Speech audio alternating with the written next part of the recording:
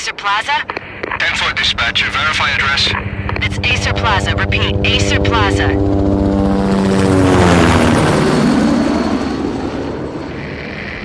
Shots fired on the rooftop.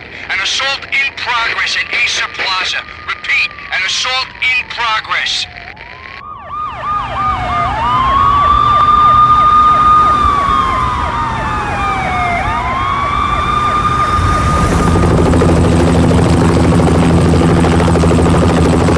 It's a war zone down here. 1085 dispatcher, need additional units. Additional units now. Officer in danger. Officer in danger. 10-5, please repeat. 10-5, all units, emergency. Officer in danger. Acer Plaza. Repeat, Acer Plaza, all units. They were all dead. The final gunshot was an exclamation mark to everything that had led to this point. I released my finger from the trigger, and then it was over. To make any kind of sense of it, I need to go back 3 years. Back to the night the pain started.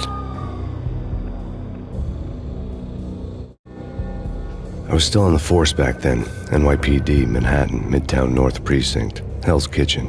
So when are you coming to work for me, Detective Payne? You'd make me work undercover in some hellhole. Sorry, Alex. Michelle and the baby come first.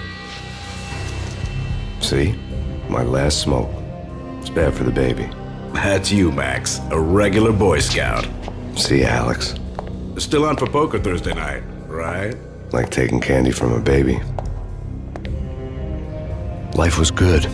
Sun setting on a sweet summer's day. The smell of freshly mowed lawns. The sounds of children playing. A house across the river on the Jersey side. Beautiful wife and a baby girl. The American dream come true. Honey, I'm home. But dreams have a nasty habit of going bad when you're not looking. The sun went down with practiced bravado. Twilight crawled across the sky, laden with foreboding.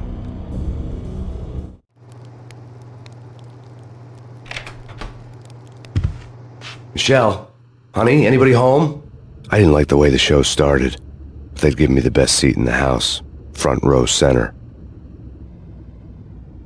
What the hell?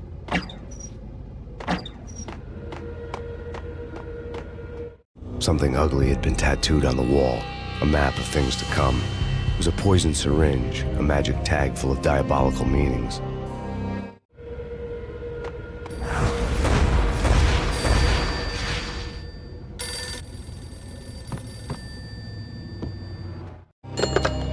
Listen, someone's broken into my house. Call 911. Is this the Payne residence? Yes, someone's broken into my house. They're still here. You have to... Good.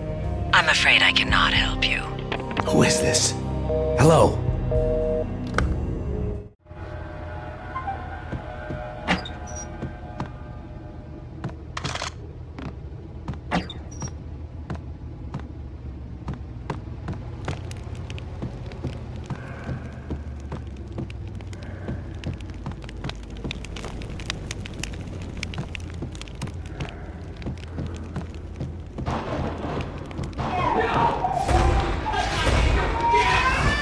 Michelle!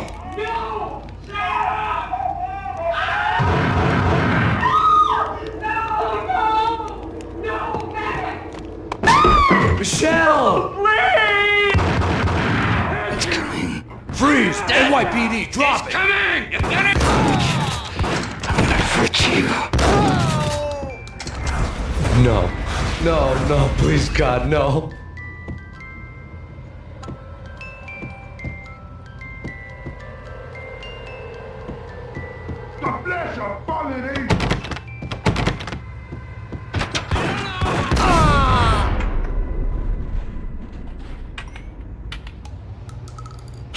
No, God, no, please, Michelle.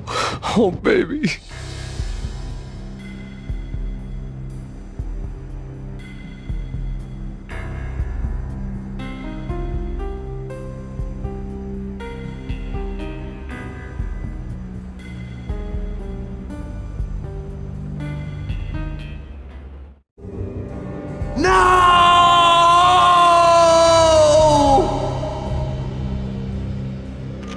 That was 3 years ago.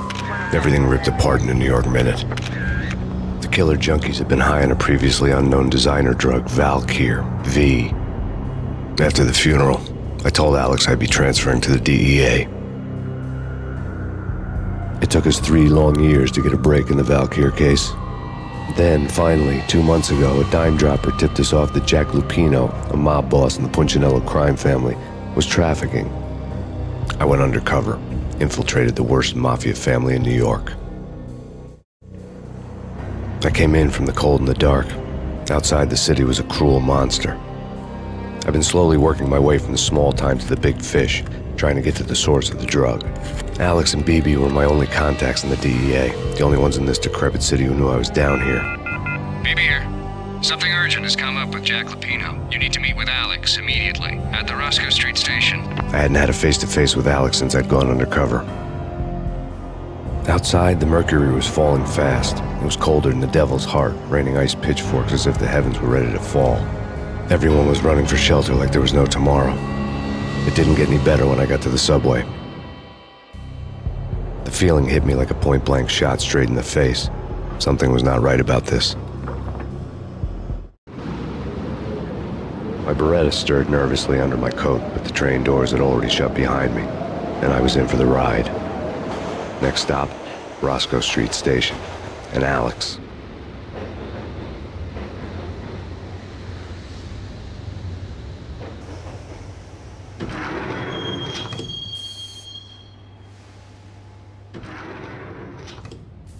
The station was drenched in gloom. Alex was a ghost, nowhere to be seen. I'd have to look for him.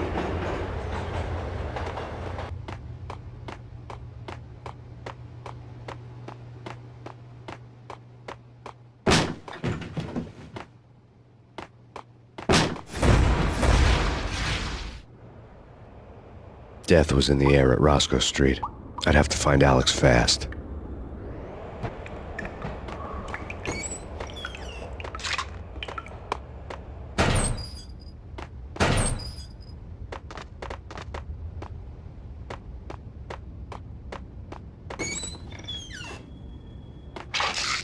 The pills would ease the pain.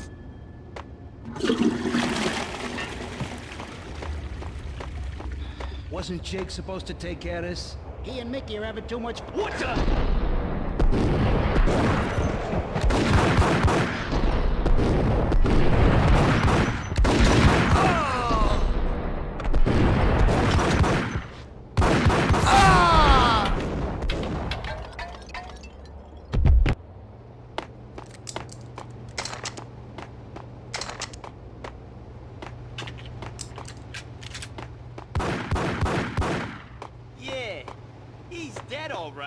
Hey, it's me you're talking to.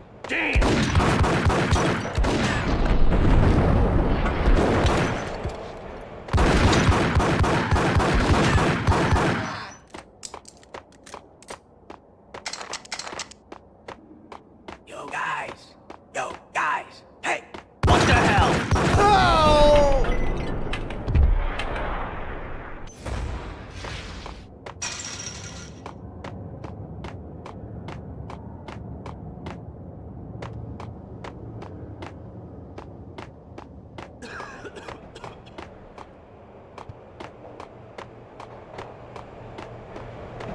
Hey!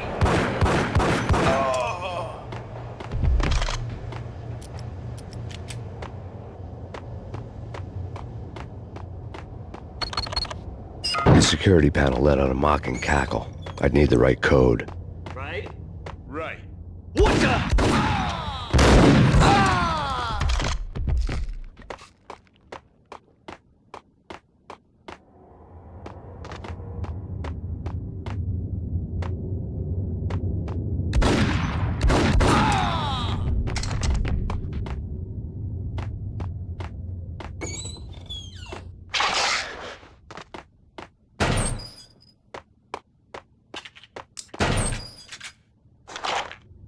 While looking for Alex, I had ended up in the middle of a big-time crime operation. Hitting Roscoe Bank ain't exactly keeping low profile.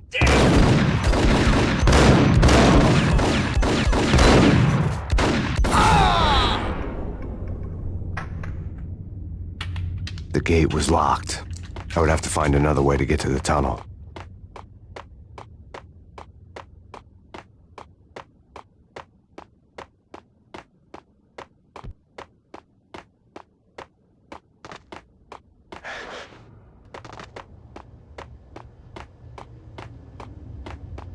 Kiss it goodbye.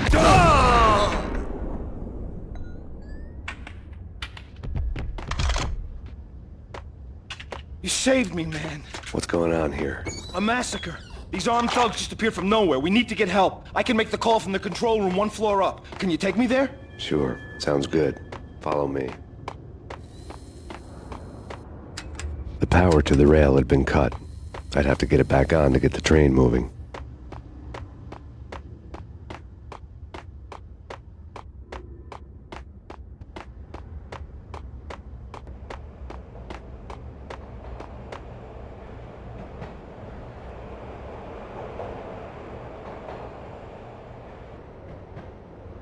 Home free. This way. What the hell?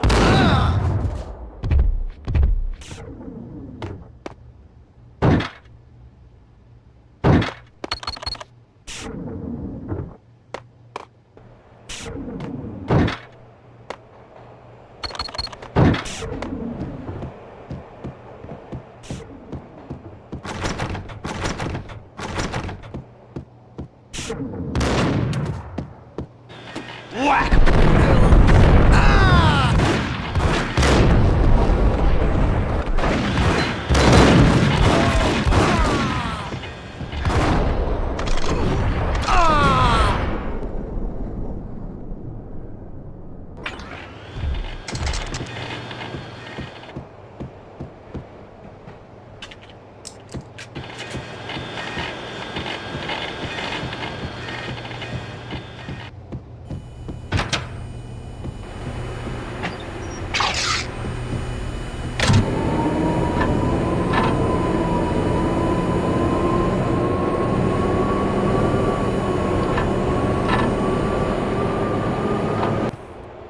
The train lit up like a Christmas tree. The power was back on.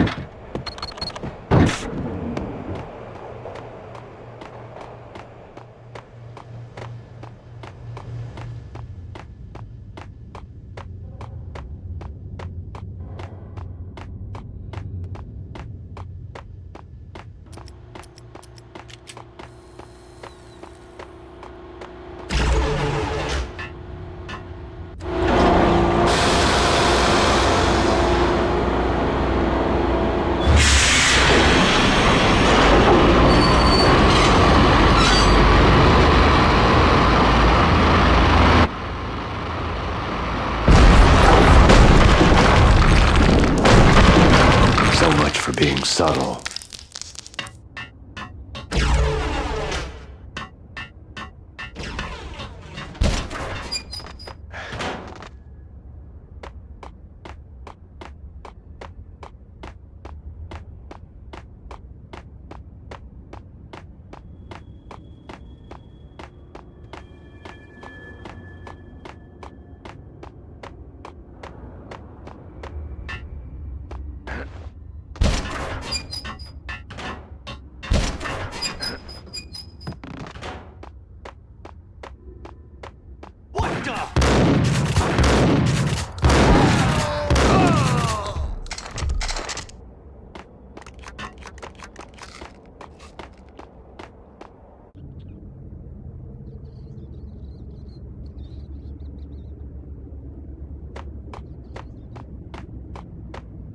Right. What the?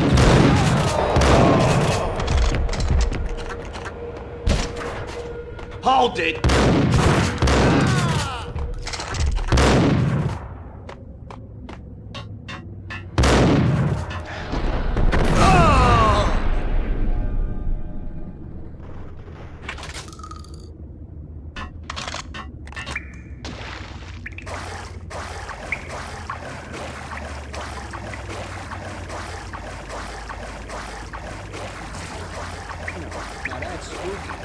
Jack Lupino. Yeah, spooky.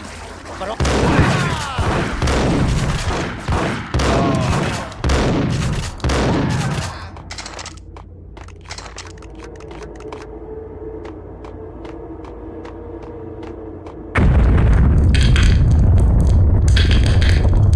What the hell was that?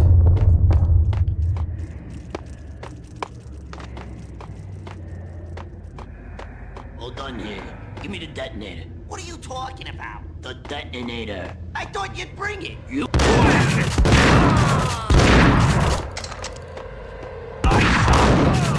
hold it. The door had been welded shut ages ago and the bomb was missing a detonator.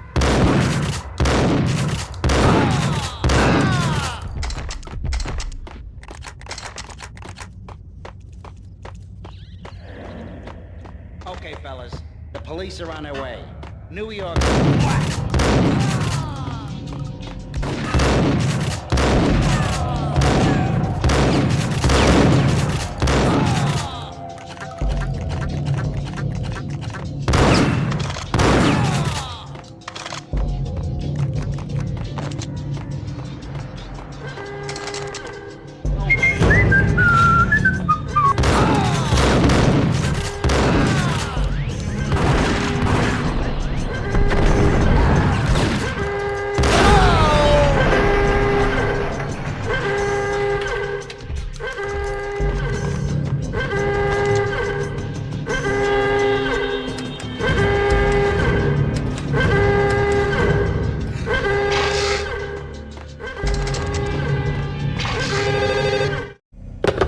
We come to you now live from the crime scene.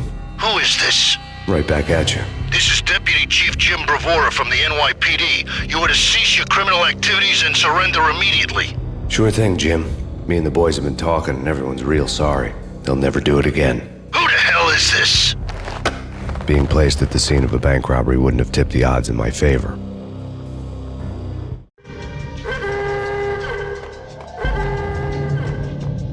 The bank robber's score lay on the table. The bank robbers had been after Acer Corporation bonds. The Acer success story had recently been on every channel and on the cover of every magazine.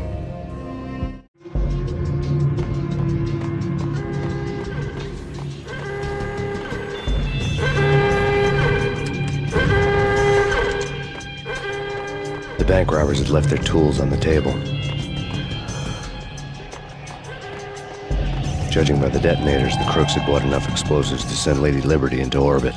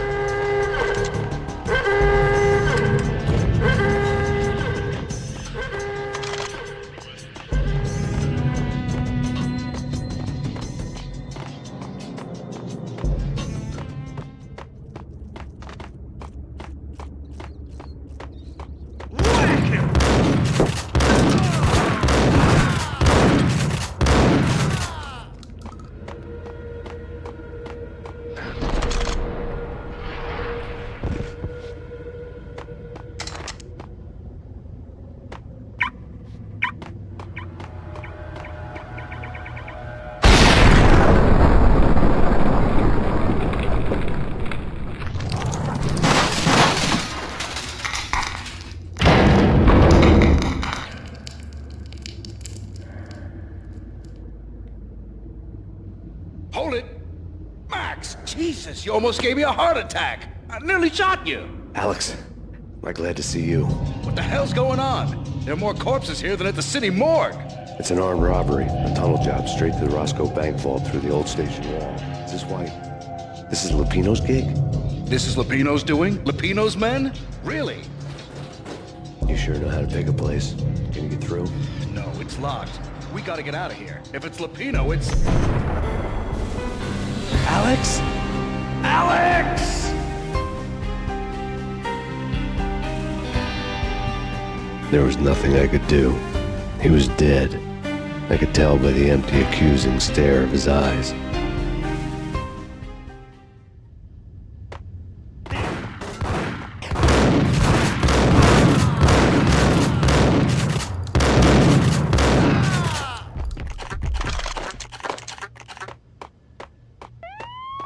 Let's get the hell out of here! fine. Just take it easy.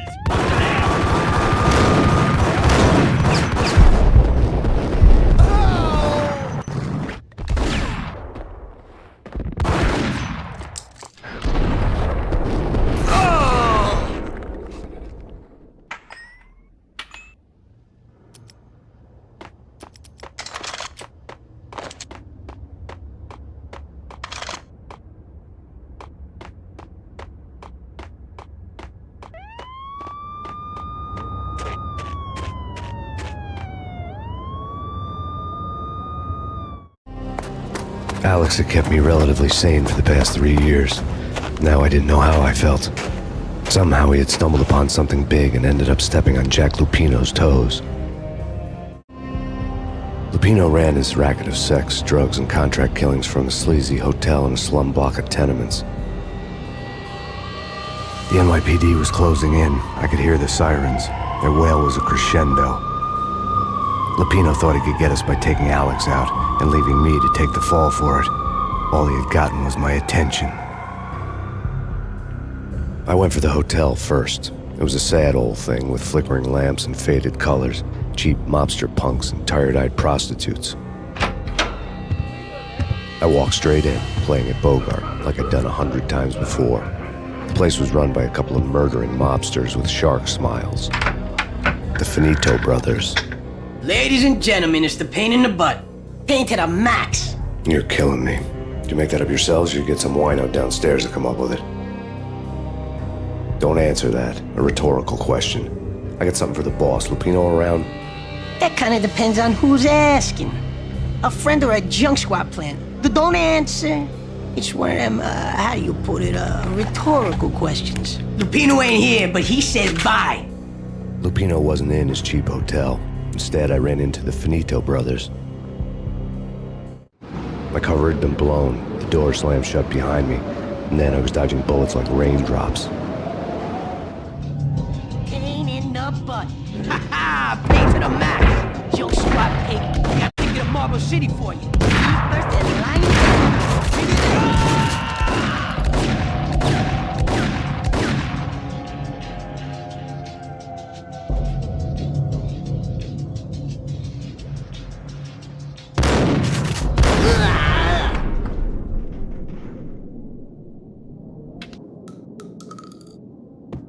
A letter on the desk caught my eye. Bosses! I had met Lupino only once. The gangster ran all his rackets through his right-hand man, Vinny Gognitti. Gognitti was a high-strung whiner on the verge of breaking apart, like an overamped Energizer bunny. He had the brains to run the business, but he lacked the balls, always falling short, taking his frustration out on underage addicts and call girls. The V deal goes down at your hotel. Jack's exact words, quote, "Vinny, you're in charge of this one," unquote. Rico Muerte's coming to see it through. Anything goes wrong and everybody's gonna get dead. Goes double for you. Treat this guy real good. Anything he wants, you give him. Don't screw this up or you're finito, finitos. A V deal meant added security, locked doors, and lots of nervous thugs with itchy trigger fingers. I'd seen nothing coming in, but that didn't mean it hadn't been there. Rico Muerte was a regular Kaiser Soze, a spook story told to keep the apes in line. 313. The Finitos had scribbled Muerte's room number on the note's margin. All right, bosses. Joey, Vigilio, you're right in there? They're not answering. Call the others. Tell them to come quick. Okay, but we can't wait for them. We gotta go in now. Bosses, we're coming in.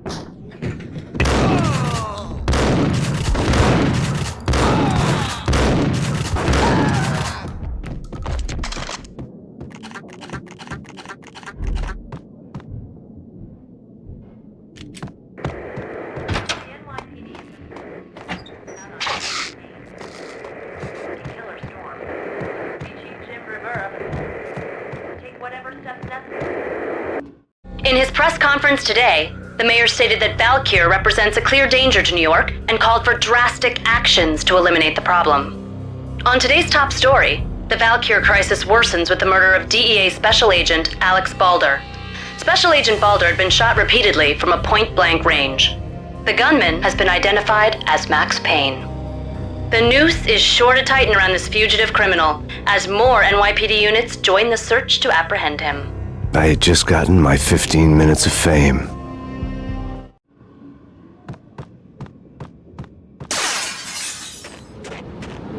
Yeah, something's wrong with the bosses. Payne's there and they're not answering.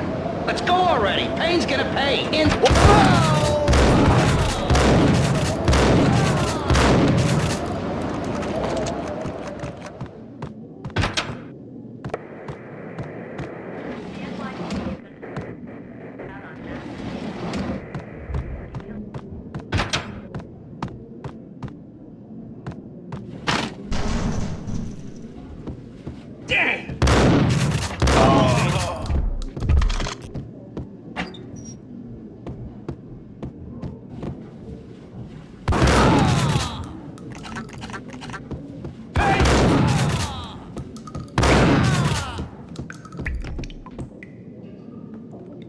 Previously on Lords and Ladies.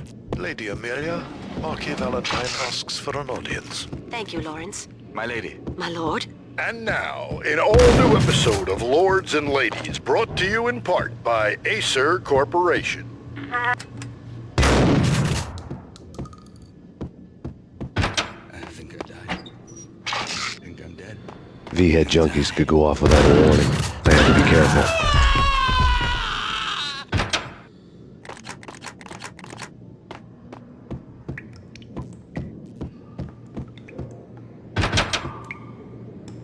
There he is!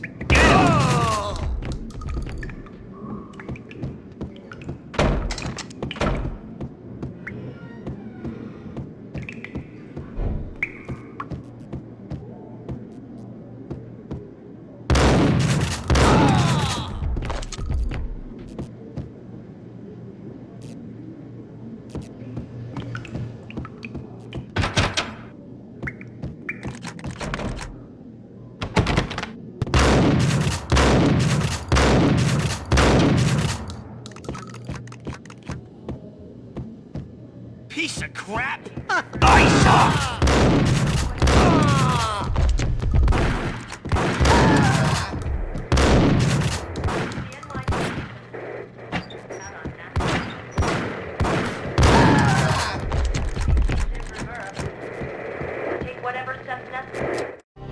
Tonight, the city's fight against the nightmare drug Valkyr took a turn for the worse as DEA Special Agent Alex Balder was found brutally slain at the Roscoe Street subway station. A suspect was seen leaving the site only moments after the shots had been fired, and the NYPD is currently in pursuit of Max Payne, a repeated felon believed to be armed and extremely dangerous. And now the weather. The worst winter storm in recorded history continues to pound the city. Here stated that Valkyr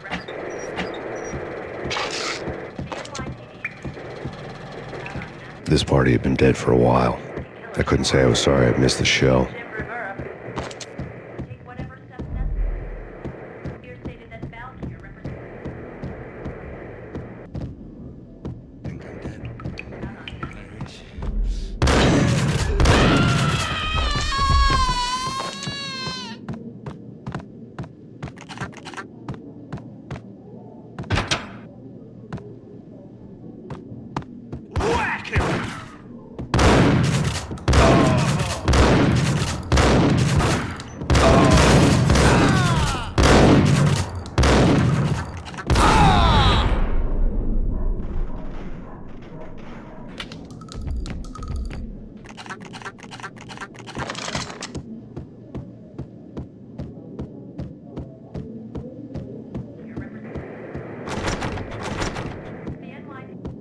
I'd found Muerte's room. Muerte had received a letter.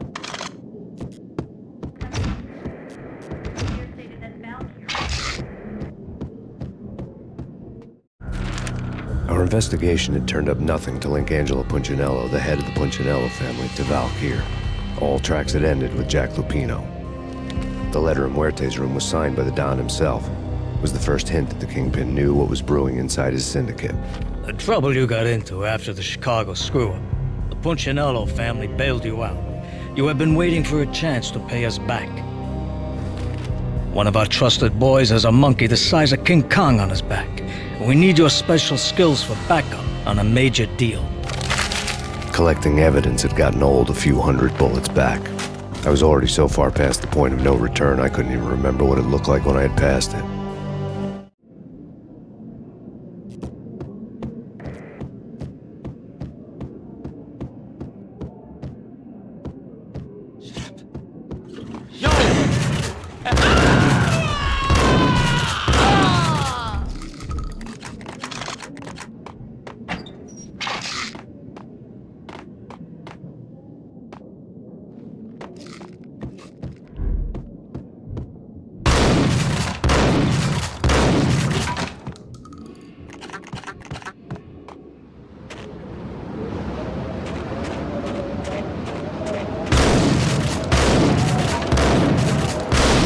I didn't want to know what had happened here. It was not a pretty sight.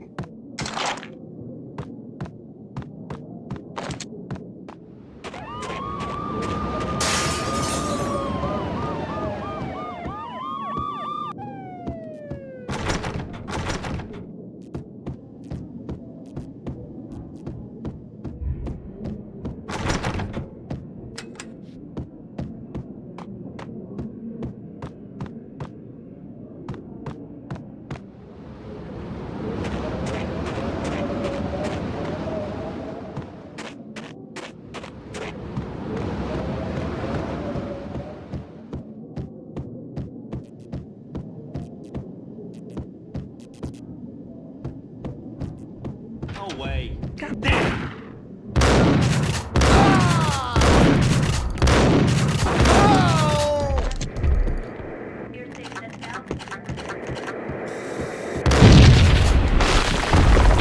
Hey! Told you. God damn!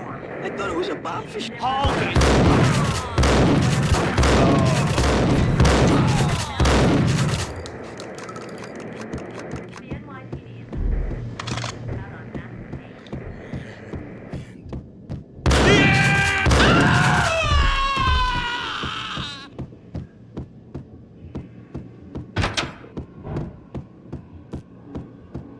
The hooker had left her diary on the table.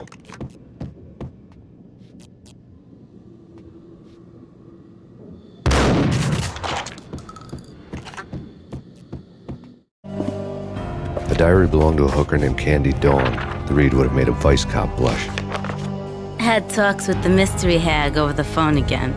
Sent to the latest One-Eyed Alfred tape. As long as the hag keeps paying for the tapes, the old man could come every day for all I care. She had a nice sideline, making secret X-rated flicks of her clients and selling them to the highest bidder. It would get her killed if her V-fix for the day didn't do it first.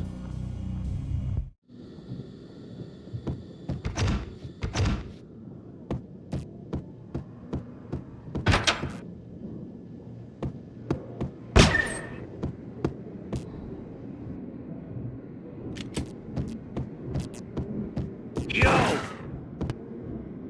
Tim, go get him. No, wait, you go get him. You go and get him.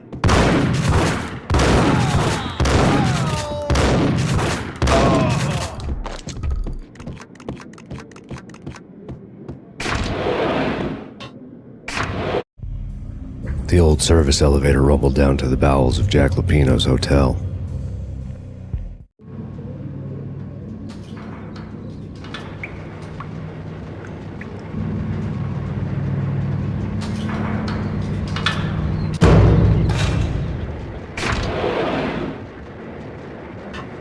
It was freaking crazy. The cops were doing a full-scale siege next door. More traffic than rush hour. Get up! Here stated that Valkyr represents NYPD out on Max Payne. Killer storm. A winter storm warning is in effect in the whole tri-state area, as both freezing rain and heavy snowfall continue. Many roadways are already closed, and people are advised to stay indoors. The severe blizzard has ravaged New York for 3 days now, with no end in sight. We'd been snowed from the start in the Valkyr case. The forecast said there was plenty more where that had come from. But the snowbound city was on my side. Less chance of innocent bystanders getting caught in the crossfire.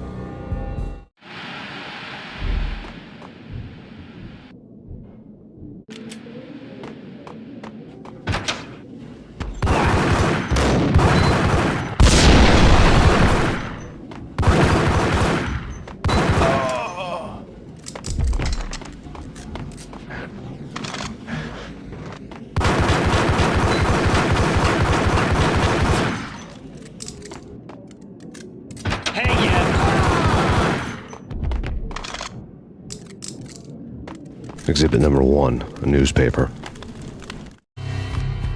A dead man tied to a chair lay on the boiler room floor. Captain Baseball Bat Boy has an unbeatable track record in superhero death matches. But a 6-pack of root beer gets me every time. The murder weapon was a baseball bat, now lying in a pool of drying blood next to a newspaper folded open on a Captain Baseball Bat Boy comic strip.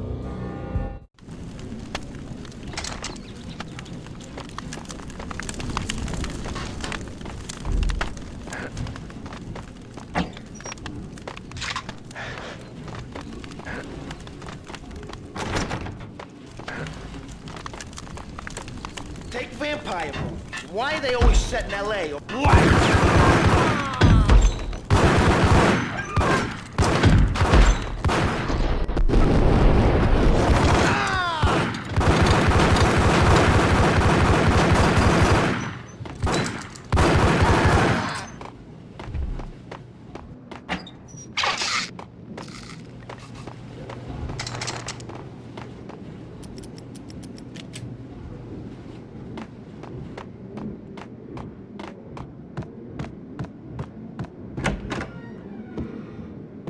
Chill with the guns. Trust me, you don't want to piss Muerte off. Gentlemen, let's do business. Green for green. Cheers at green-eyed angels. Amen. What?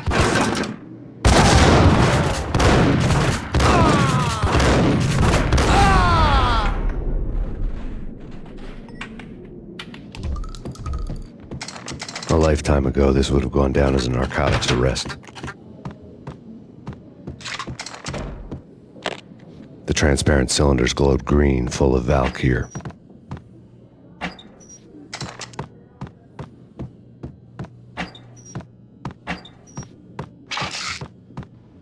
There was a key on the table. It was dirty money.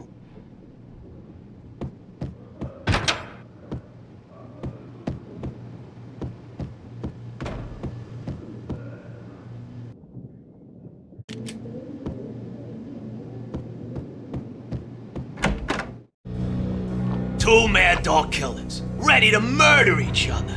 They step into the next room, and I'm thinking, now they're gonna do it. But no.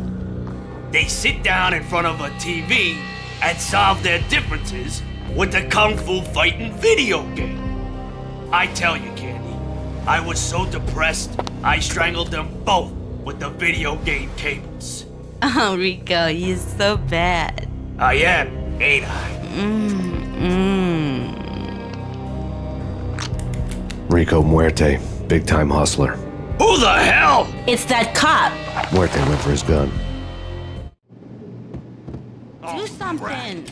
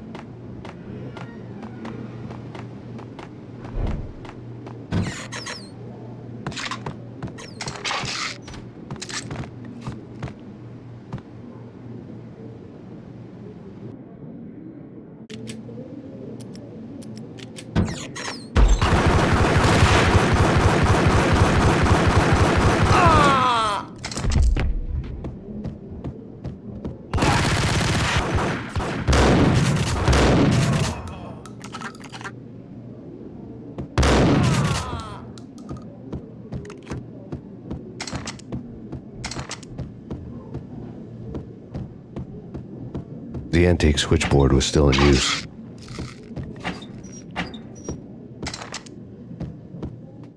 There was an old telephone switchboard in the back room of the reception area, the kind that made phone tapping child's play. It wasn't hard to picture a fat pimp sweating with headphones on, listening to his hookers talk dirty and fake orgasms over a web of party lines, the blood veins of New York. Right now, there was a different set of moans and groans going on. Boss, good evening. This is Max Payne. He came, started capping us. He killed... Are you freaking kidding me? He's just one lousy cop. You better be freaking kidding me. Whack him. What's the freaking problem? Hello? Answer me. Hello? The word was out. A deadly virus released into the city's corrupt circulatory system. Something wicked this way comes. Max Payne at large.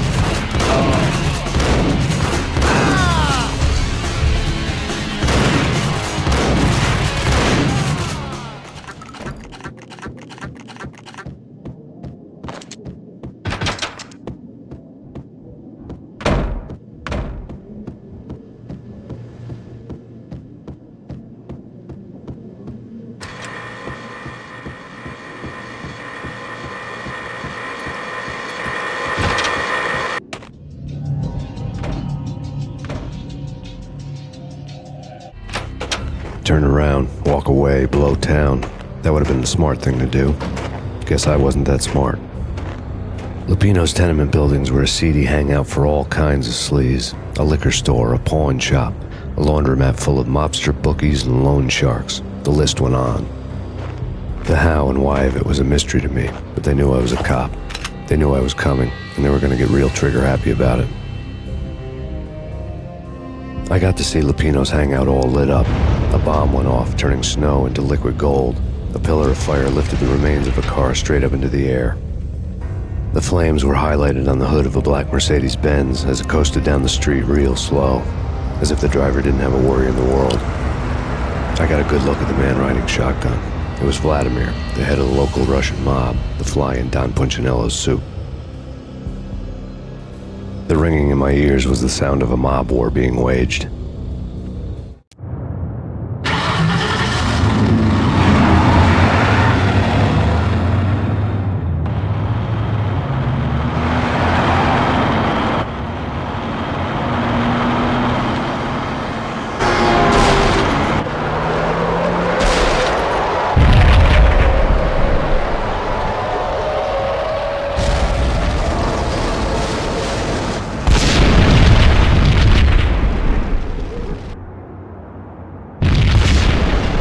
Exploded inside the closest slum building. It was a lucky break.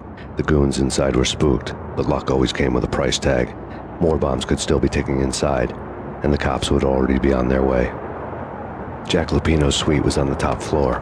At least it used to be, before the explosive makeover.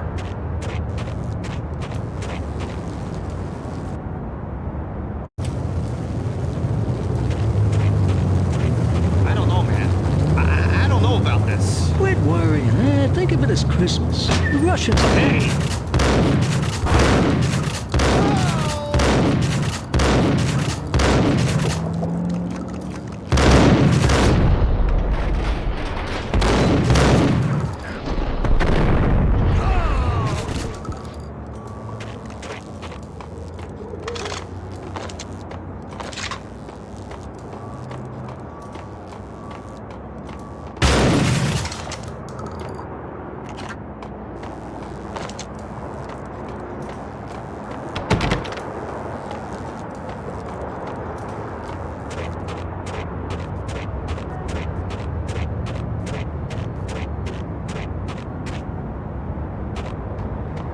The headlines were a depressing read. The headlines were screaming bloody murder. The storm was a screaming duet with the approaching prowl car sirens. It was all a scream when you were down for the count and wanted for murder.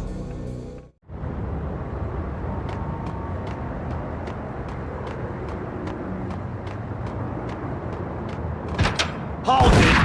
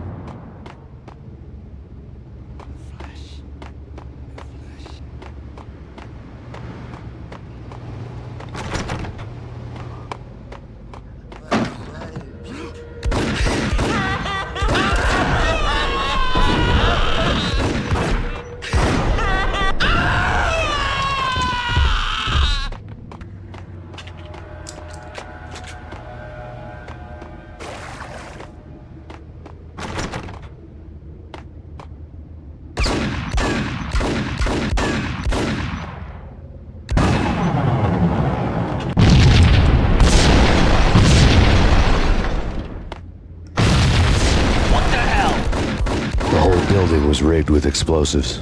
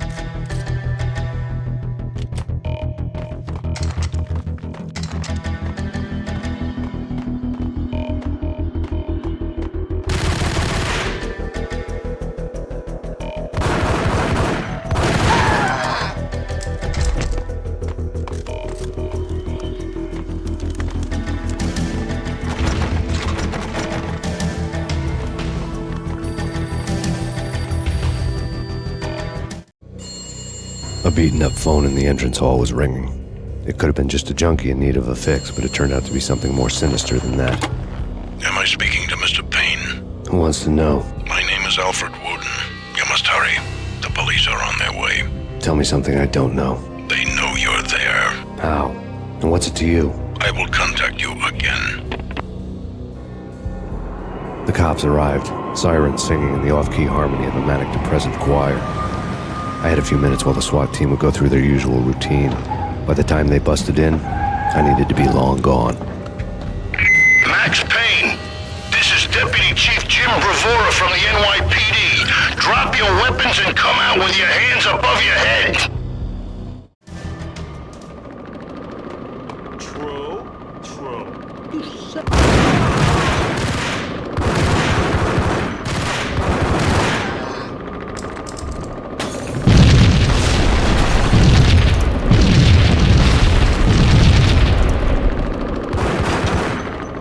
Someone had left a letter on the counter. There was a key on the shelf.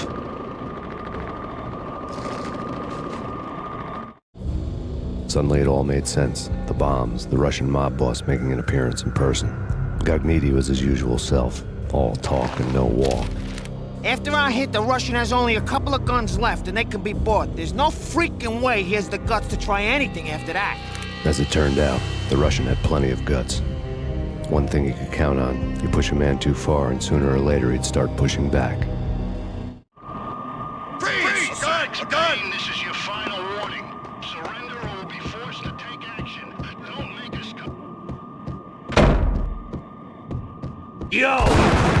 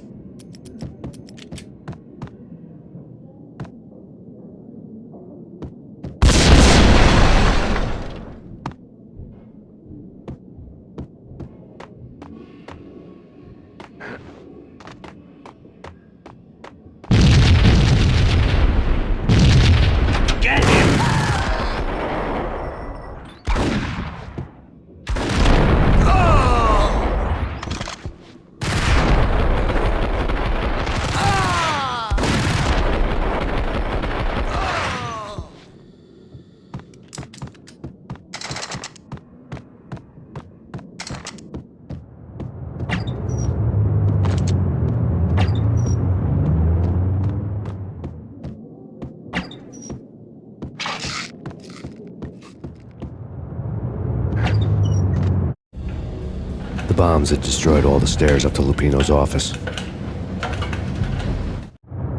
The alternate route led there by way of adjoining rooftops.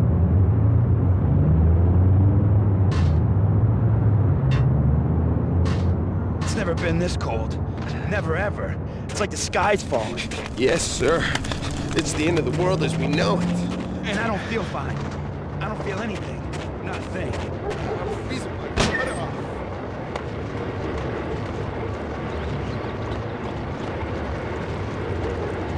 To get to the roof, I'd need to get to the elevator through the locked door up ahead.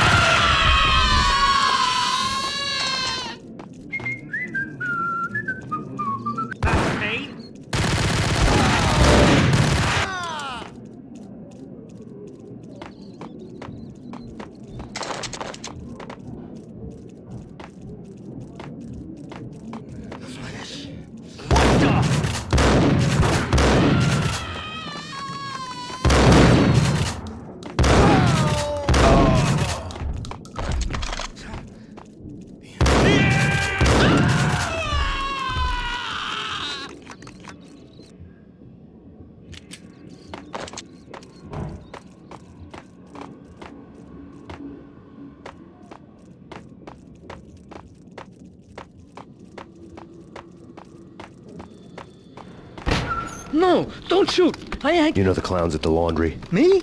No. You're no good to me then. What? No, the laundry, yeah. I know him, yeah. Get me in there. Okay.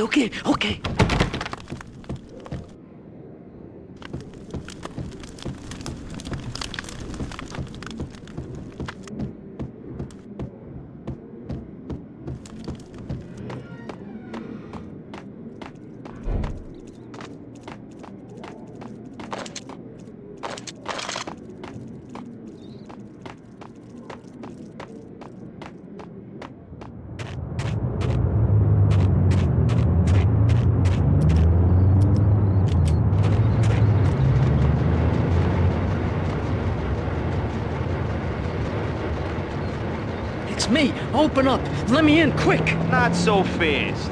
The password. John who? Come on. Okay, John Woo. All right. Come right in. It's a trap! It's me!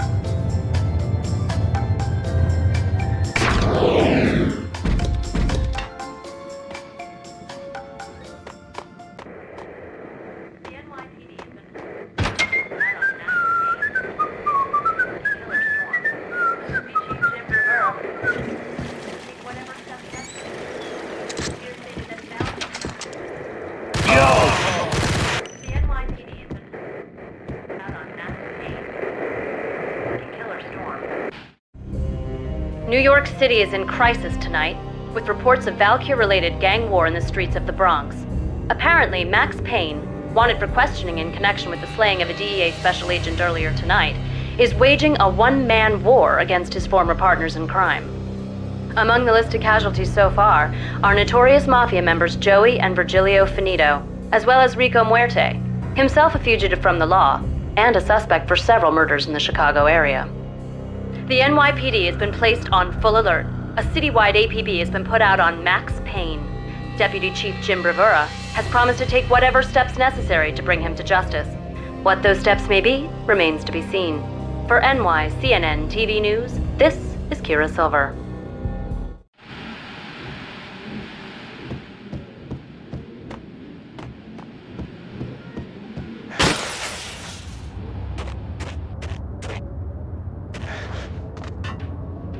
What the hell? Cut him down! I don't want to go there. It's the last place I'd want to end up. But that's where I always end up anyway. Only, it's not me talking to the pin, but someone who looks the part down to the finest detail. Except that he's evil. I'm hiding in the shadows, watching it all unfold. The lingo speaks. We can speak here. It says... That's here is far more fun than television. Somehow I know this, just don't ask me how. And I, not me, but my double. Nonsense, sparks it.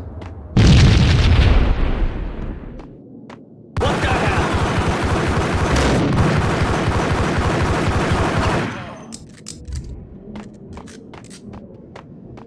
Red, blue, or green? It's all...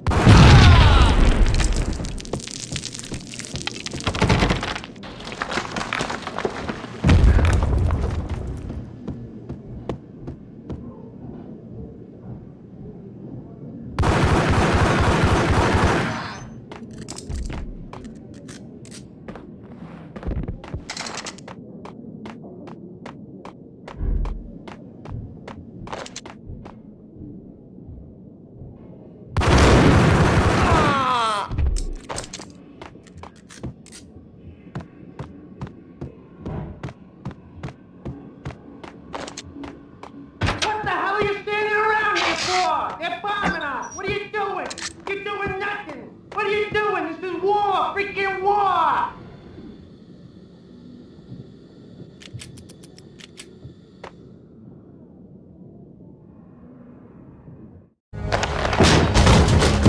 Vinny Gognitti, just the man I've been killing to see. Payne? Freaking fed! I knew from day one there was something screwy about you! What do you think you're doing? You're a freaking cop, you ain't got squad on us! You can't just come in here waving your piece like it meant something. Yeah!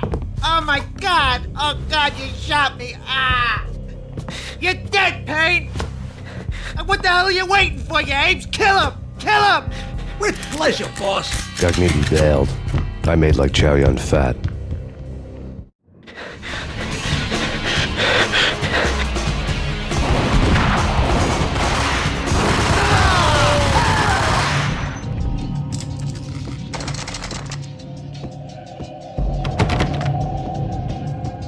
A crumpled letter lay on Gognitti's desk.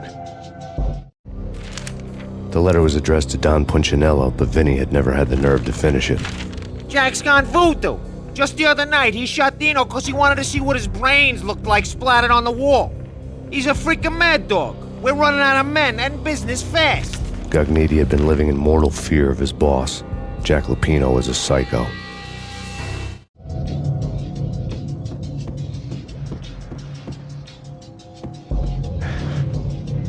Vinny Gognitti was running scared. He could run, but with a bullet in his stomach like a broken bottle of Tabasco, he was quickly running out of time. He knew where his boss was, and I wanted to square things up with Jack Lupino. Gognitti would be moving fast. I don't know about angels, but it's fear that gives men wings.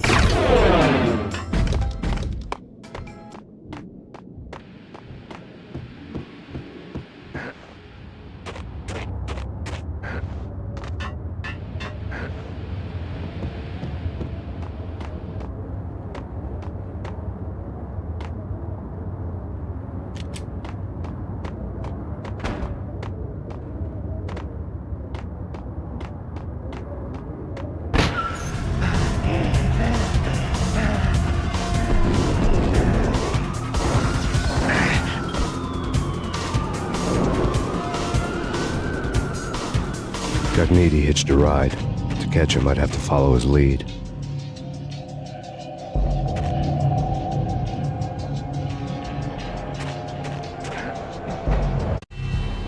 This was my second train ride of the night. The way it started didn't promise anything better than the last one.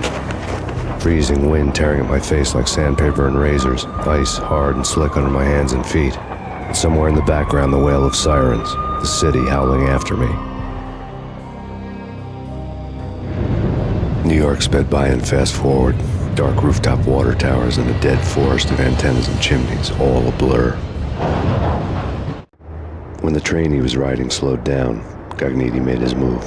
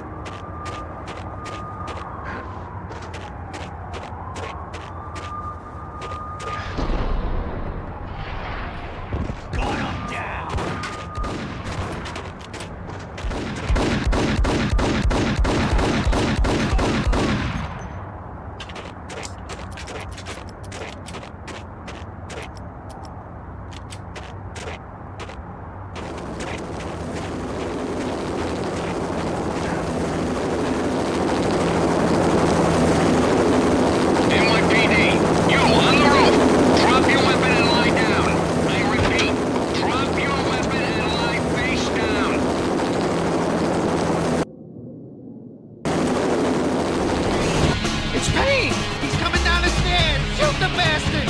Okay, boss, you got it. No problem. All right.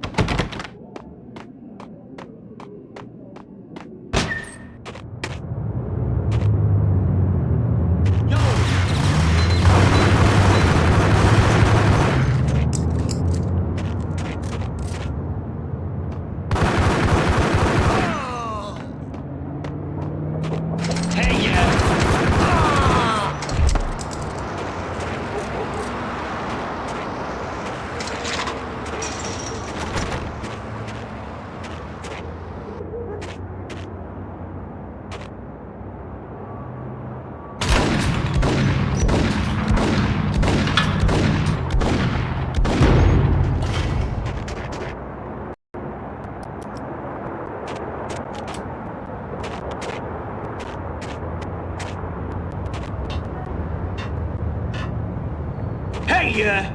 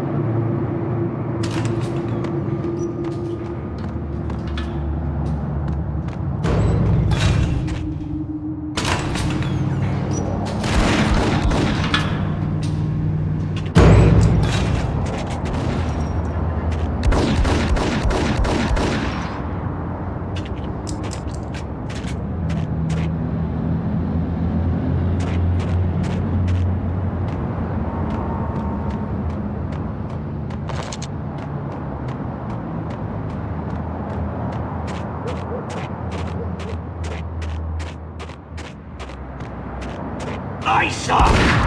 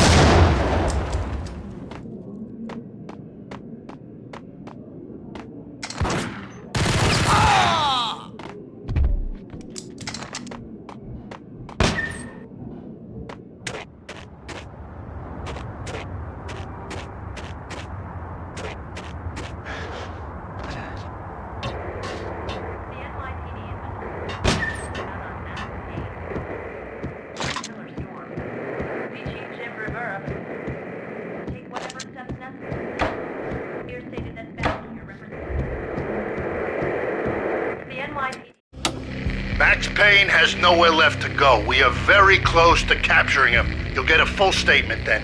Right now, I've got better things to do, ma'am. That was Deputy Chief Jim Rivera from the NYPD with no further comment at this time. Apart from his suspicious food habits, I figured Bravura to be one of the good guys. Fate had just dropped us on different sides in this. But when it came to capturing me, he was way out of his league. I had already ditched the cops a couple of rooftops back. For now.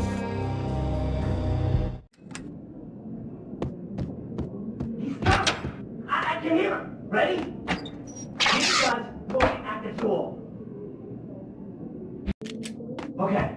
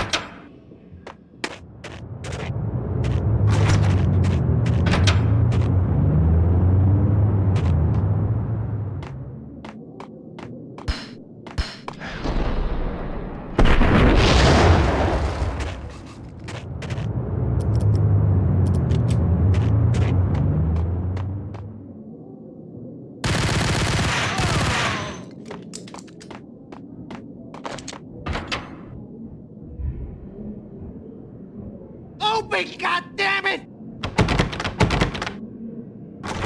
Payne! I'll kill you, you lousy freaking cop!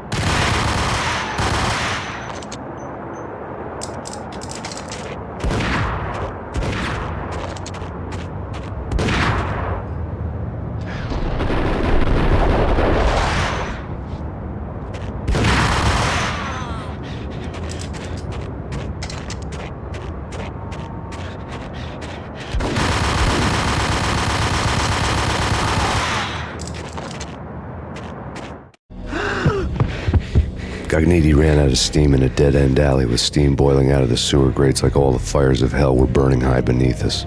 It was shakedown time. Where's Lupino? Screw you! Bad start, Vinny. Police brutality! I rate pretty high on that. You can't just hurt me in cold blood? Just keep telling yourself that. Listen good, Candyman. I'm not gonna be anybody's fall guy. I wanna know where your boss is hiding. There was no glory in this. I hadn't asked for this crap. Trouble had come to me in big dark swarms.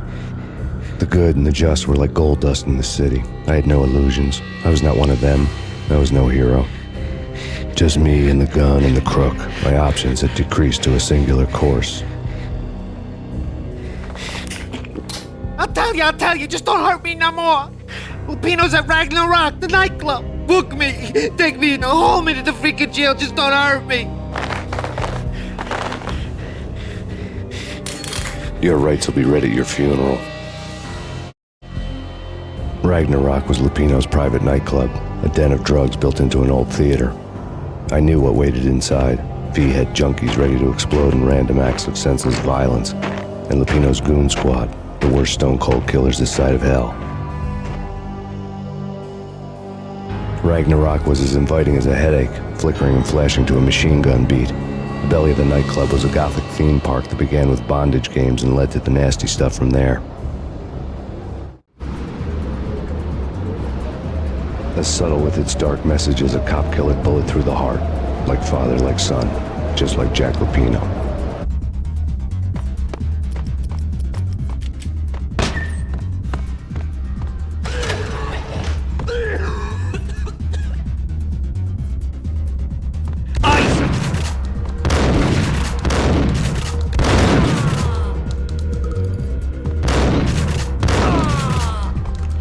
The book had never been a bestseller.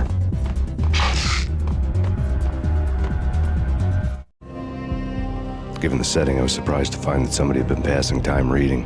The paperback was entitled The Age of Murder and Storm. The blurb on the back mentioned Norse mythos and Ragnarok, the end of a Viking world with a terrible winter that covered the earth in ice, when vile crimes were rampant and all humanity lost. I could see how somebody impressionable might get it into their head that we were at the end of time. I was also beginning to see what the nightclub and its owner were all about.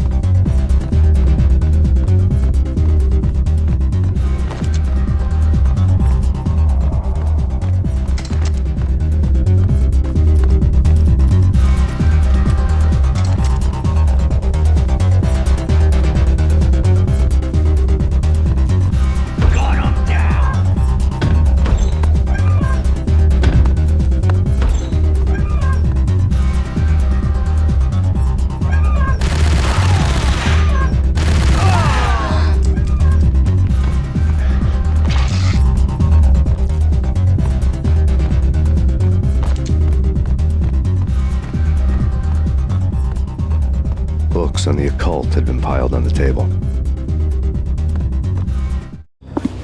The room was stacked with light reading, such as Necronomicon, Witchcraft, and Paradise Lost. Old exotic titles like Malleus Maleficarum and De Umbrarum Reini Novum Portus. Books with pentagrams on their covers, all dealing with the occult and the infernal, lying between stacks of horror videos and a couple of Ouija boards. The only thing I could take seriously was the thought of Lupino taking it seriously. He had been spending a lot of time getting intimate with the guy downstairs.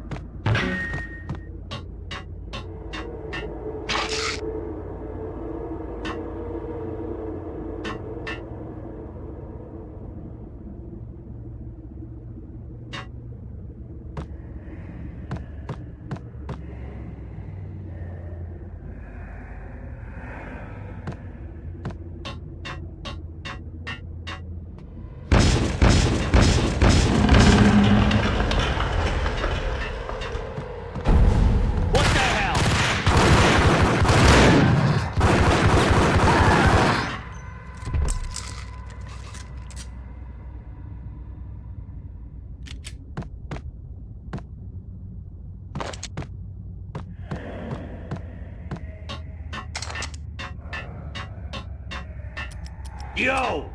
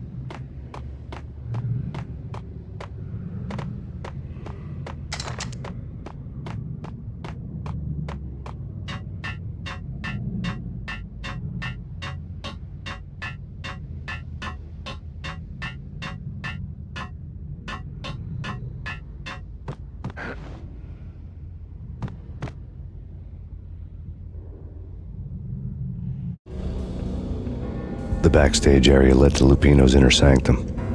The hot air inside was like an invisible wall, thick with incense and something else, a sickly sweet smell that made you gag.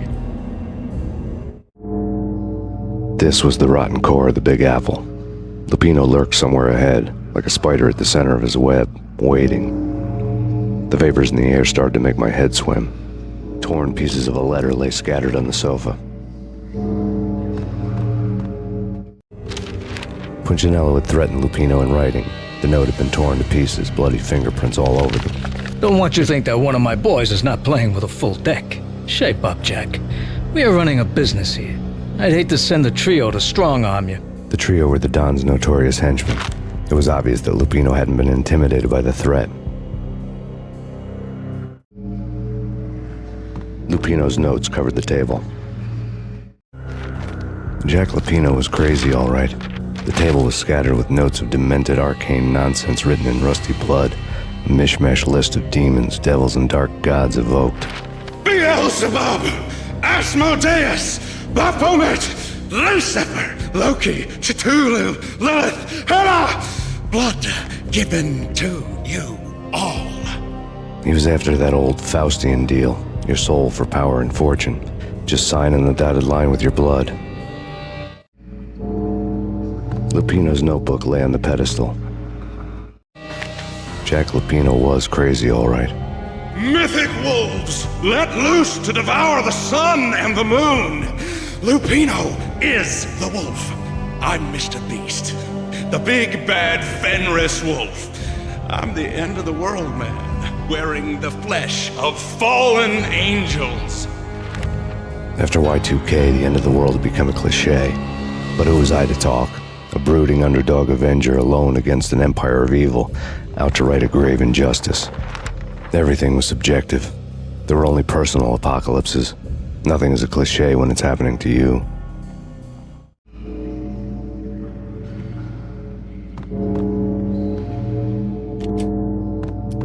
The flesh of fallen angels! Come to me all! Astaroth, Beelzebub, Asmodeus, Baphomet, Lucifer, Loki, Satan, Cthulhu, Lilith, Hela! Blood to you all! A secret living under the skin of reality. I've seen it. The corruption of flesh.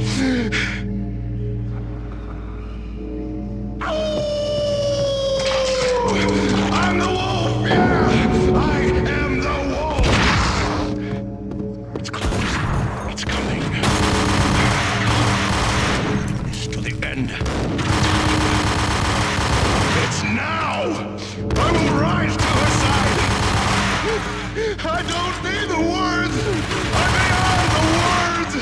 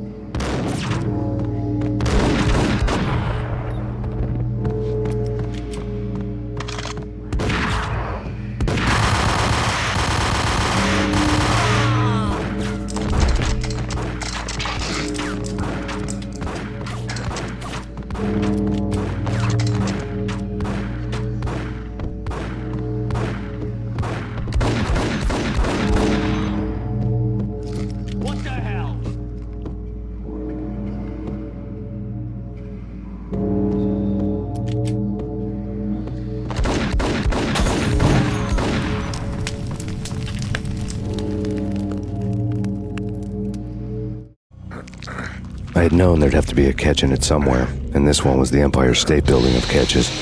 Lupino was pumped up and dying to go 15 rounds with a mutant alligator. And then he started this spooky monkey talk, straight from a bad dream. Mine.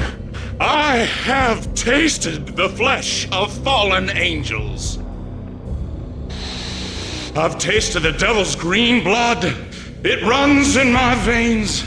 I've seen beyond a world of skin, the architecture of blood and bow and arrow. Death is coming! She is coming, and hell follows with her. This is the twilight winter. I am ready to be her son. Her time is now, and all who stand in her way must die!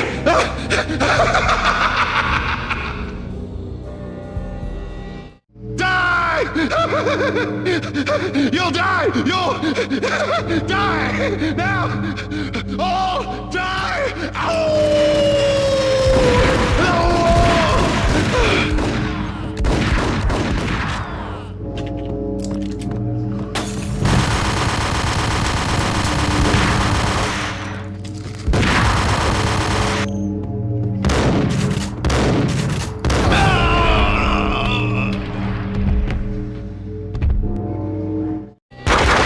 Lupino finally went down.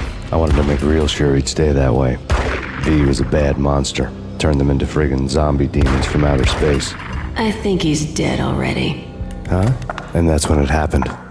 But dead or not, you've got the wrong guy. In stepped this knockout femme fatale holding a gun to my face. I returned the favor.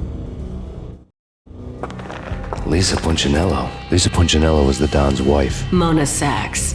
Lisa's evil twin. Your safety's off, evil twin. You might hurt someone with that gun of yours. Lisa's the damsel in distress. I'm the professional. I'd blow you away without batting an eye. Sure, and you can check out my credentials splattered all over this joint. Jack couldn't have framed you. Not the state he was in. We're after the same slime bag. Angelo Punchinello's the one who murdered your friend and framed you with it. You know this for a fact. I've got my sources. I don't have a clue these days. I just shoot them as they come. Who put a contract on the Archfiend? This one's mine. I hate the guts of that sadistic wife-beater. Why not pool our bullets for this one? I thought you'd never ask. My finger was starting to twitch. How do you like your whiskey?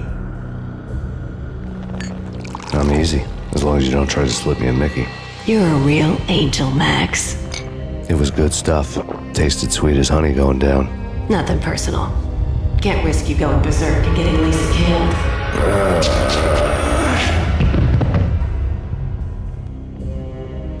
The nightmare was always the same. Violent shapes moving in darkness, old and ugly. The killer's mad laughter was a riddle filled with wicked innuendo.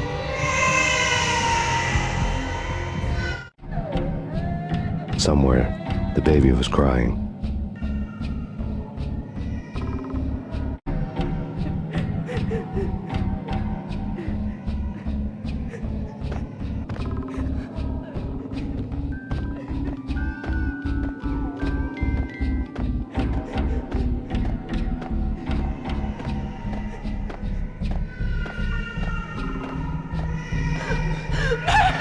No, please, Max!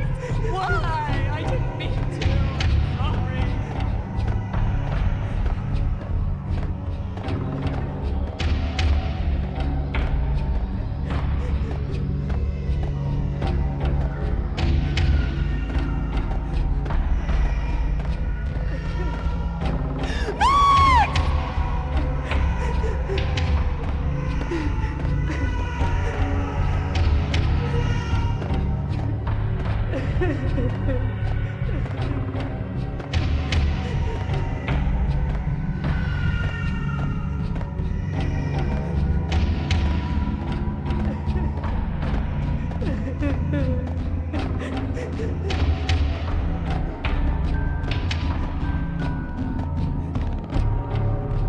Should have known it when we found you snoring next to Lupino's corpse.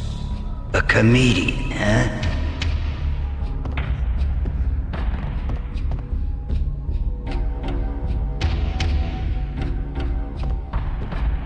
Michelle looked at me from the photo.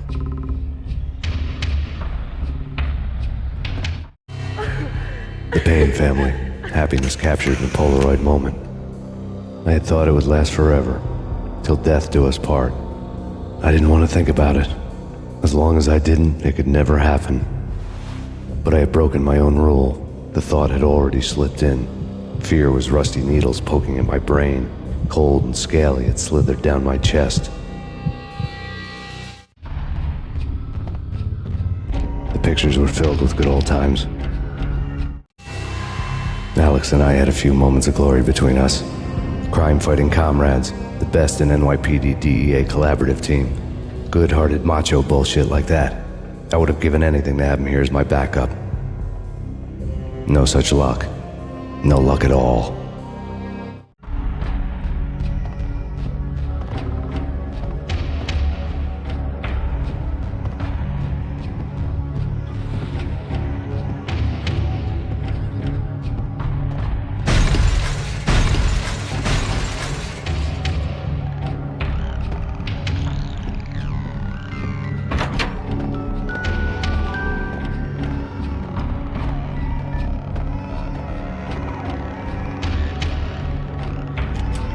I really love to watch cartoons.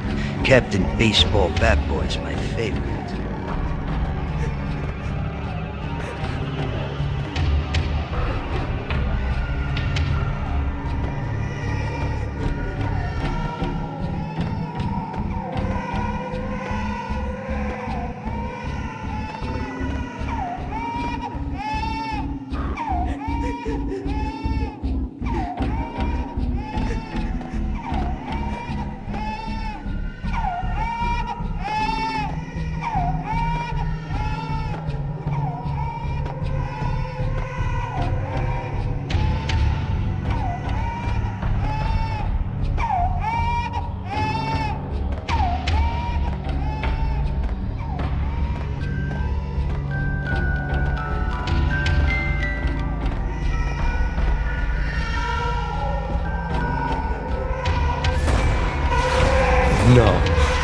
No, please, God, no.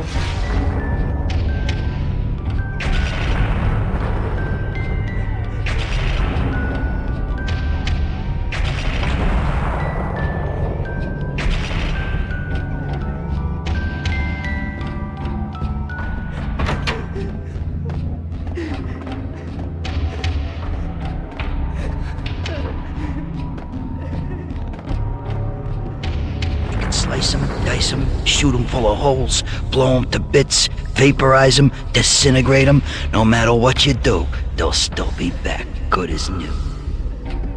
Michelle's diary lay on the table. Max, no, please, Max. Why? I didn't mean to. I'm sorry.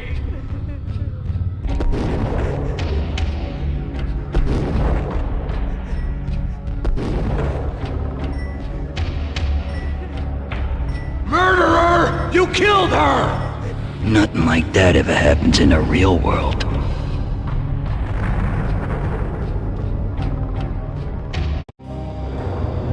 I woke up in a bad dream.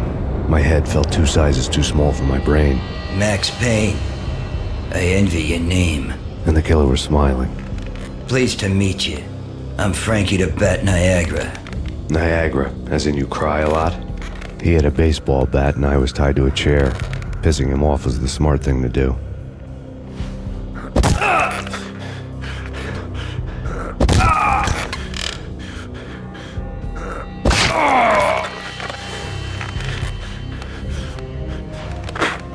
Nothing wrong with a little laugh now and then. Take me, for example. I love to watch cartoons. Cartoon violence is a fascinating thing. Let's take a break. I need to take a leak and maybe grab a cold one at the bar. Don't worry. I'll be back to finish this off. And then, it's checkout time. You play, you pay, you bastard. He swaggered out, and the door clanged shut behind him, locks clicking into place. Everyone makes mistakes. Mine hadn't been to crack jokes about the goon with the bat. He'd have cracked my skull regardless. It hadn't even been to trust a girl with a gun. I had blindly gone after the first bad guy on my hit list when I should have been aiming further up the ladder, at the head of the Punchinello family. I couldn't bring myself to be pissed at Mona. Guess I had a soft spot for her pretty face.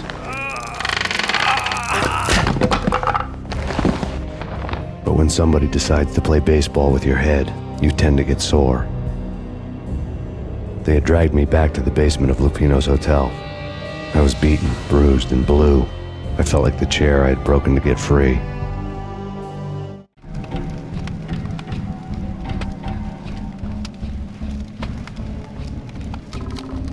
All I had was Niagara's bat, sticky with my own blood. Without a gun, I'd be no match for Frankie's men. I'd have to play hide and seek with them.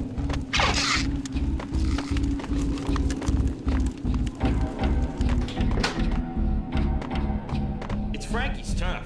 He'll take care of it. Yeah, I know. Just I wouldn't mind having a go at him. It's Frankie's turf. Yeah, I know that. Hey, yeah. Oh! Hey, what the hell?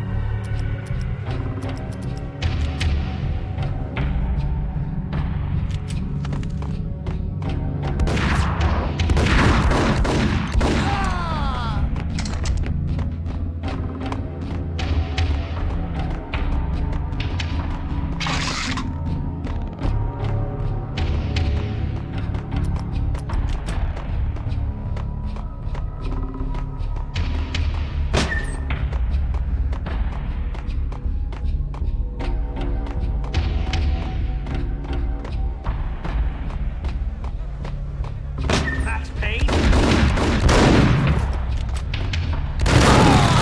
Another newspaper caption for a murder scene.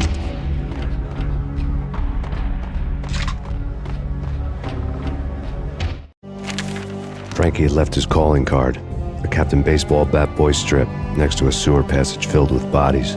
You'd better not mess with Captain Baseball Bat Boy. Even my arch enemy, Bicycle Helmet Girl, swoons at the sight of me. Aha! There were enough corpses to put a mass murderer to shame.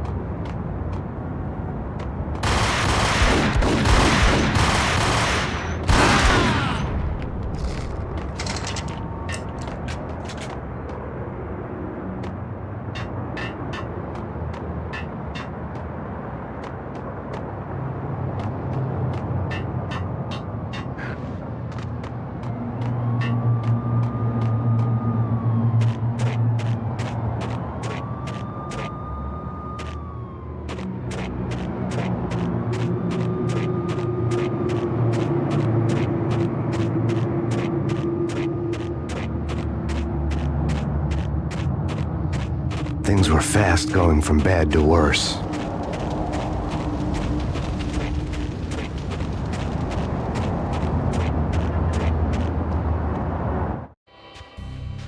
The men in blue had come and gone. They had decorated the place with chalk outlines and tied it together with yellow tape. The cops who had stayed behind were dead. Frankie, his boys, and I had the place all for ourselves.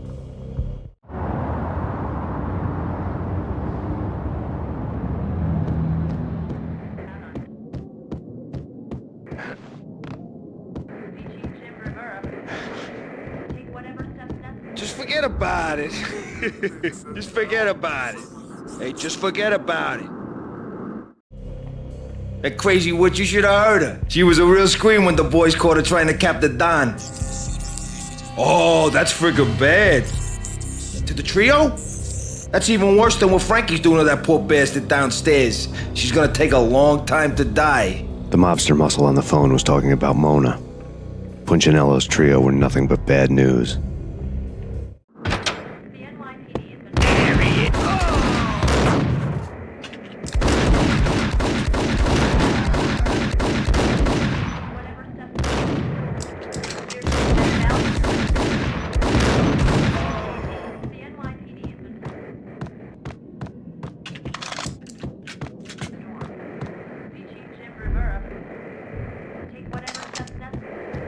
More evidence that Punchinello didn't like it much. The fact remains that all the victims so far identified in the Ragnarok shooting have been known criminals, many of whom had large doses of V in their blood. Reliable sources say that Max Payne was also among those killed, although no body has been recovered at this time. Reliable sources.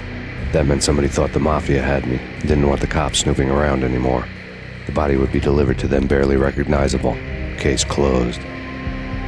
Don Punchinello had the power to be that reliable source, which was no news, but his news was old news. Framing me hadn't been enough. Don Punchinello had put a hit on me.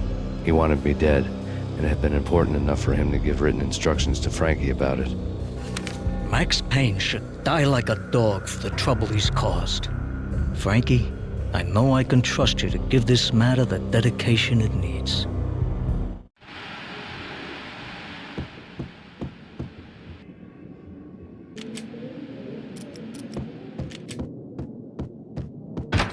Yo!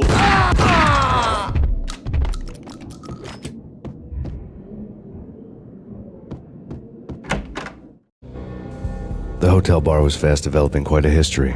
True to his words, Frankie was there, having a beer. Jesus Christ. How the hell did you get loose? Got bored waiting. Thought, what the hell, we could just as well finish this here. Fine by me. This works out just as well.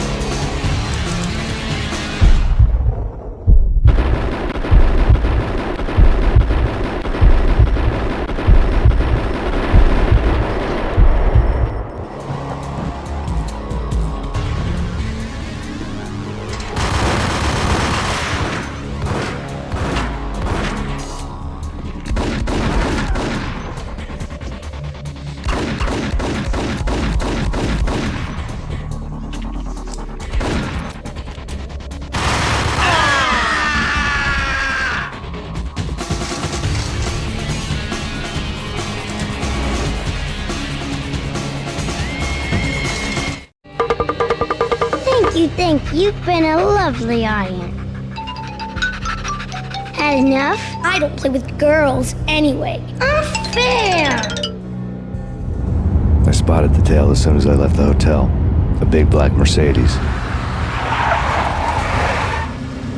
I had seen the car before. That time it had heralded impressive explosions.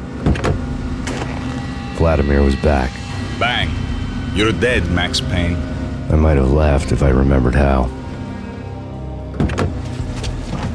What's this supposed to be? Cops and robbers? Look, you want something with me? Get in line. Peace, man. Relax. You know you are a real news item. armed and dangerous. I am going to make you an offer you can't refuse. I've always wanted to say that.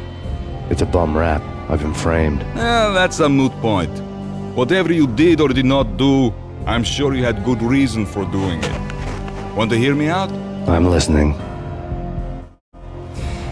Punchinello messing with V is bad for business all around. But that's not all. There is this guy, Boris Stein, used to pull jobs for me. He's the captain of the cargo ship Charon. Now the bastard turncoat has gone over to the other side, Punchinello's. The ship's loaded with high-res hardware, guns, my business. If Punchinello gets hold of that cargo, he's won and I have lost. And you'll have your work cut out for you. If you want to get to Punchinello, you'll need heavy-duty persuaders. I am just the man to get them for you. Change the ship back under my flag, maybe pop 2 in the traitor Dime's head while you're at it. You'll get enough guns to start the apocalypse. You in or out? Let's get this show on the road. Vladimir was one of those old-time bad guys with honor and morals, which made him almost one of the good guys. None of us was a saint. The Brooklyn riverfront was a maze of rusty containers, sharp-boned cranes looming up from the snowstorm. On a night like this, you couldn't help but think of the dark army of dead men sleeping with the fishes, cement shoes in line. No Minotaur lurked in this labyrinth, but somewhere out there, on the clanking deck of his cargo freighter, the skipper of the Chiron was waiting, like the ferryman of the River Styx. What the hell?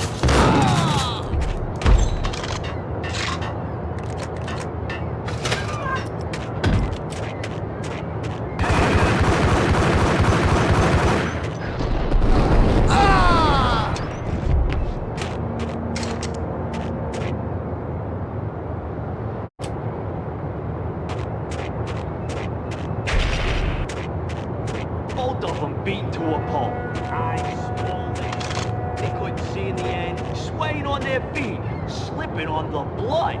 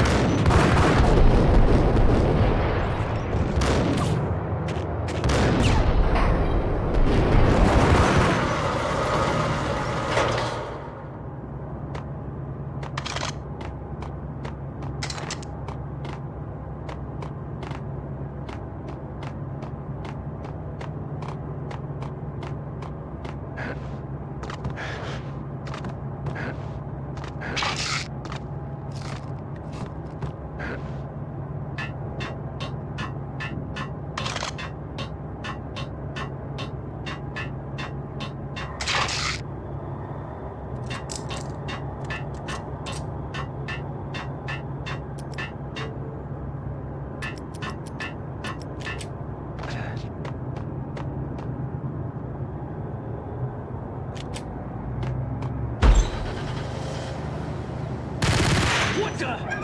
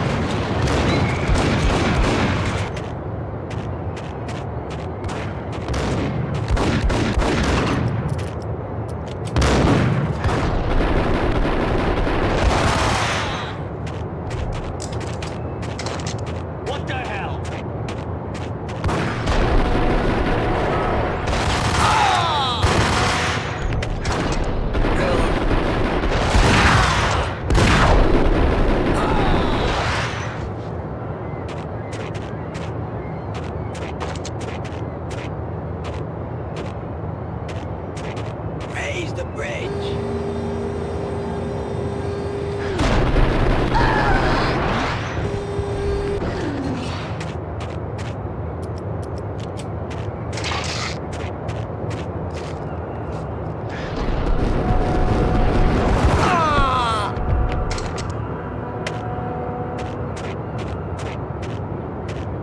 Oh! Rico Muerte? This way! In here!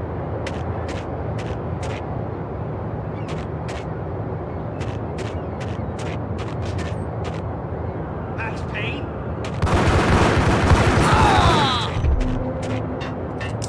I doubted the letter was a receipt.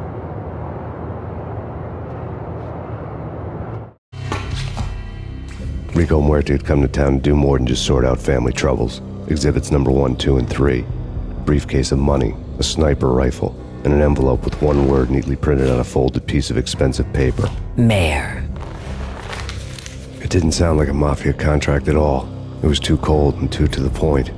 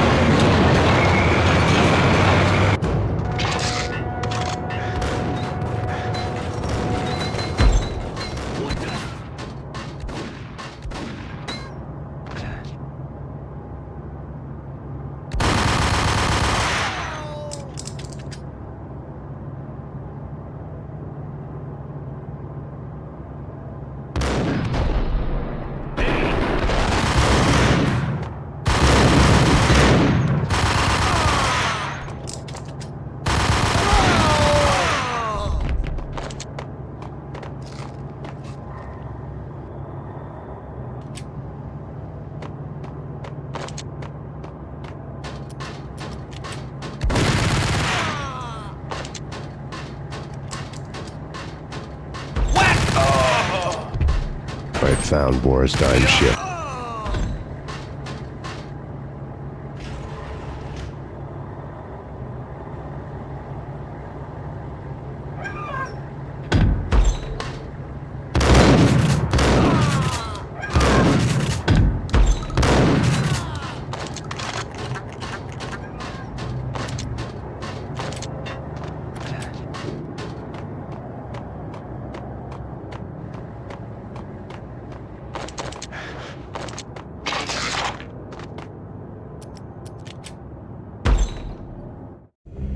Rust had crept over the sides of the cargo steamer a long time ago. Boris Dime would be on board. I'd have to smoke half of his crew to even get near the gangplank. Guns were probably being kept in the hold, buried amidst the rats and oily water.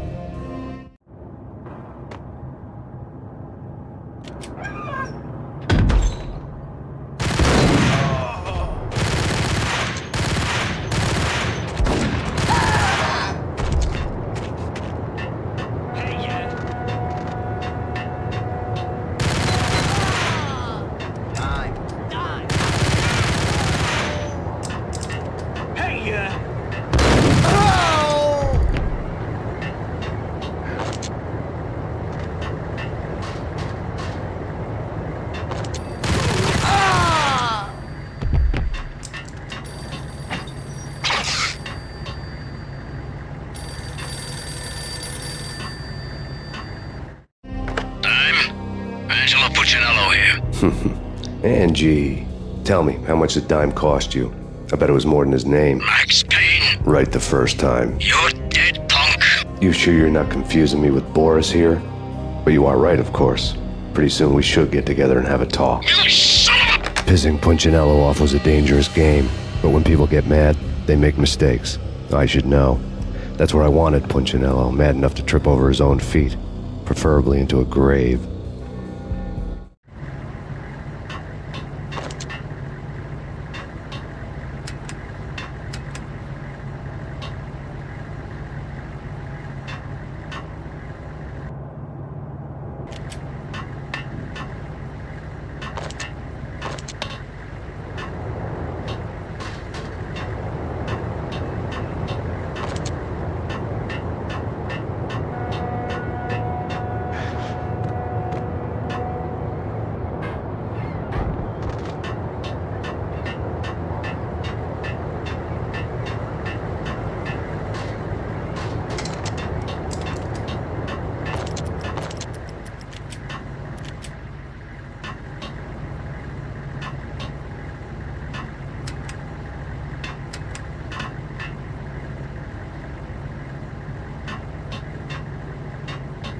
Dime!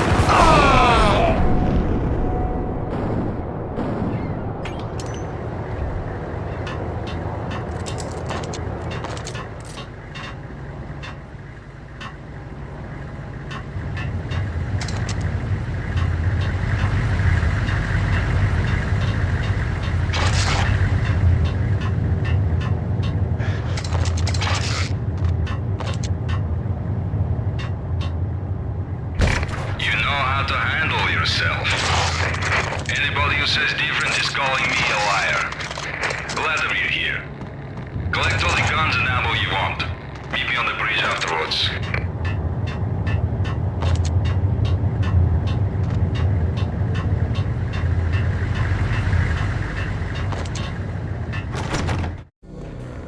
Did you get everything you need? Check. I owe you. Anything you need. This is my solo. When I'm through, Punchinello won't be anybody's problem anymore. Clear as vodka. But anytime you get between a rock and a hard place, just whistle. This could be the beginning of a beautiful friendship. You really get a bang out of this big-time gangster act, don't you? Even with all this firepower, I figured I couldn't get to Punchinello at his manor. I could only hope that he wouldn't pass a chance to hear me beg, to see he's won. This is Max Payne. I want to cut a deal. Payne, you're a dead man. That's what everybody keeps telling me.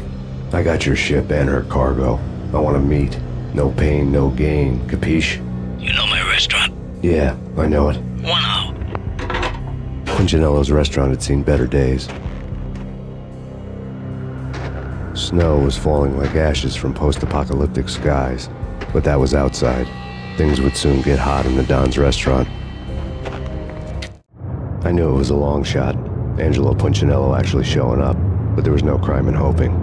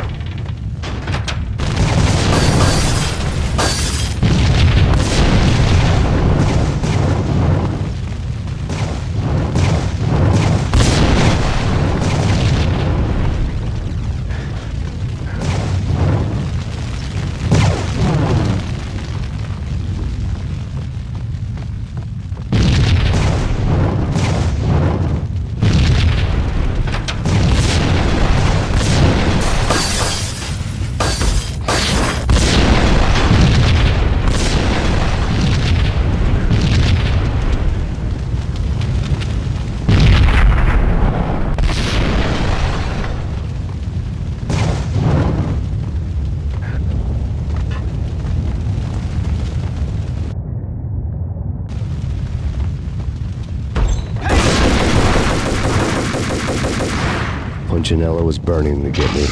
The feeling was mutual. He was trying to put out my flames with gasoline.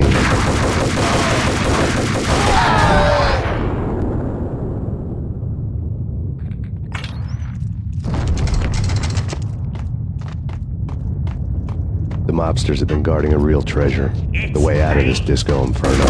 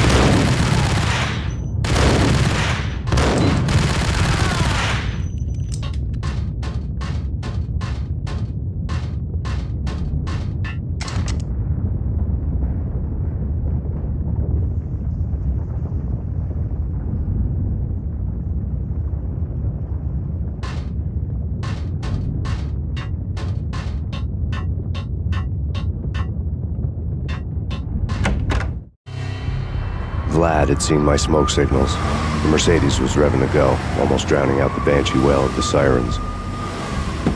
You coming? We'll drop you off at the Punchinello Manor. Sounds good to me. When this is over, look me up. I could use a professional like you. I'll keep that in mind. The night groaned with cold.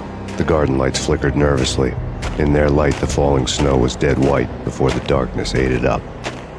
I had heard the stories. The trio were mad dogs.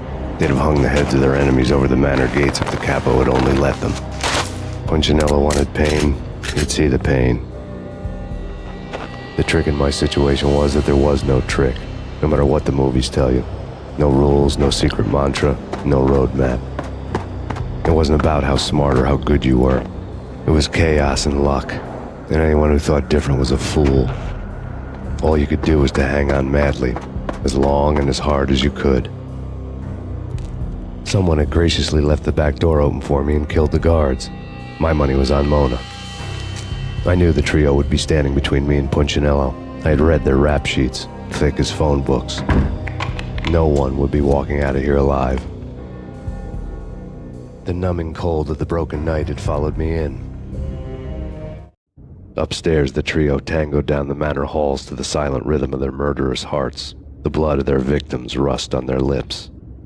Vince Mugnano, Pilot Providence aka Big Brother, and Joe Deadpan Salem.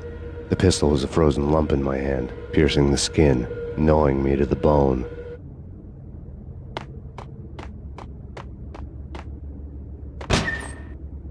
In death, the thug had been promoted to messenger.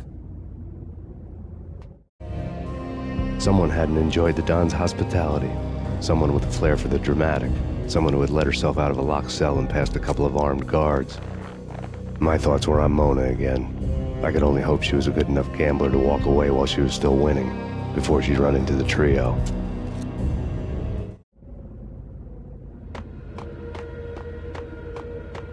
Hey!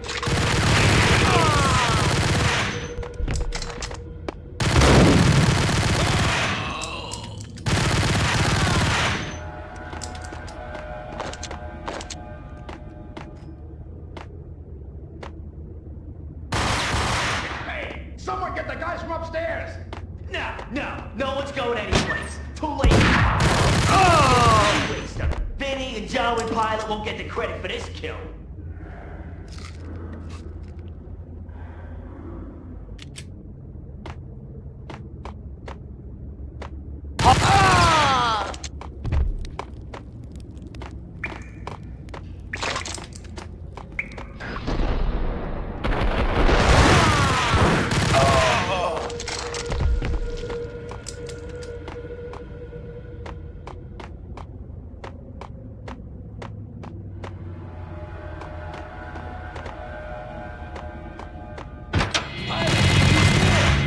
It didn't take me long to run into the trio. The word on Lisa Punchinello was that she was a bit of a witch. The tarot cards on the kitchen table fit the picture. They weren't my kind of cards, but I was willing to take a crack at the hand Mrs. Punchinello had dealt. The first card was the tower. Maybe that was supposed to be the manor. It got easy after that. The devil was the master of the house, and death was me, coming for him.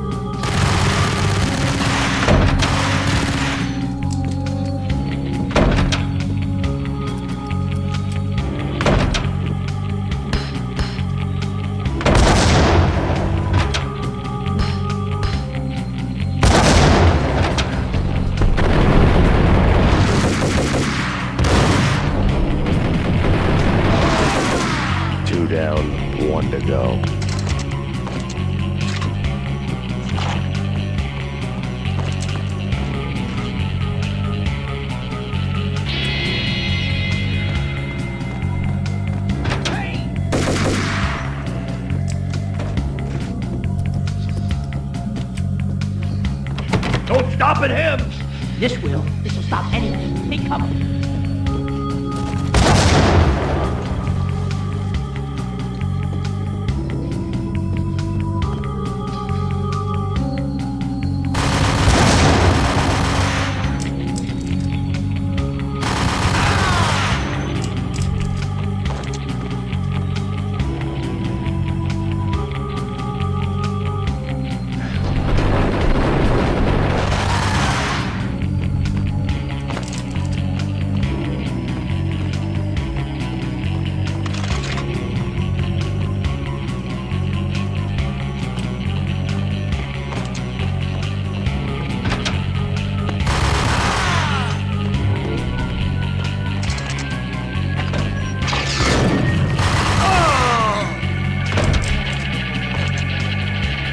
It was too late for her.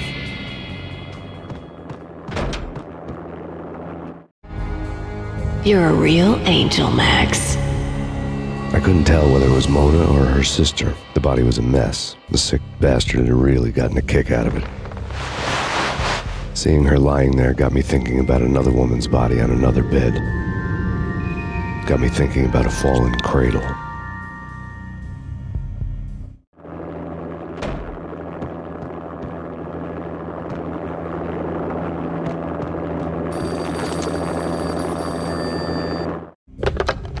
Max Payne. Talk to me. Alfred Woden. You've got company. An armed helicopter just landed on the manor grounds. You must hurry. The more the merrier.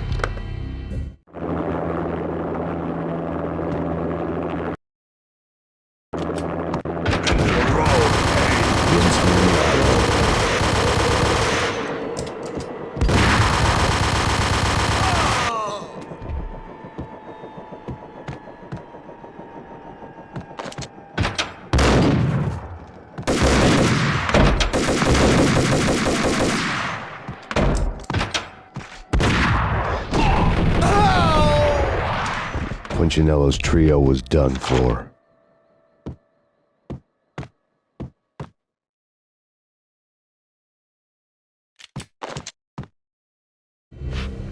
Outside my door. Hurry.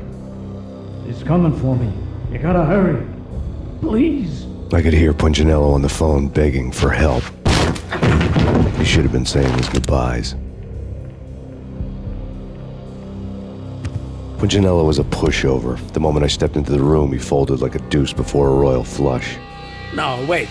I was just doing what I was told. I couldn't refuse.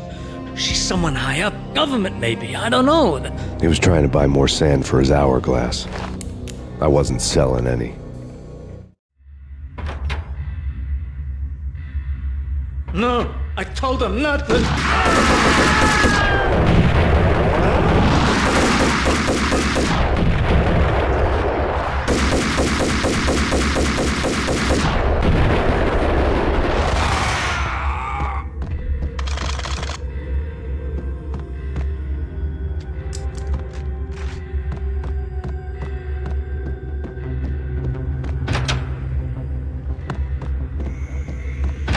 Drop it. Don't move. Game over, Max Payne. I could tell when I was outgunned. It was time to take another beating. The mystery witch was a real barracuda. Trouble on dagger heels, a smoking assault rifle in her hand, and an army of killer suits behind her. How sweet. I get to kill two birds with one stone. Sooner or later, it was going to catch up with you. Mr. Payne, it's time to show you the benefits of my brew. Be a good boy now. You'd find that Lady Luck was really a hooker. You were fresh out of cash.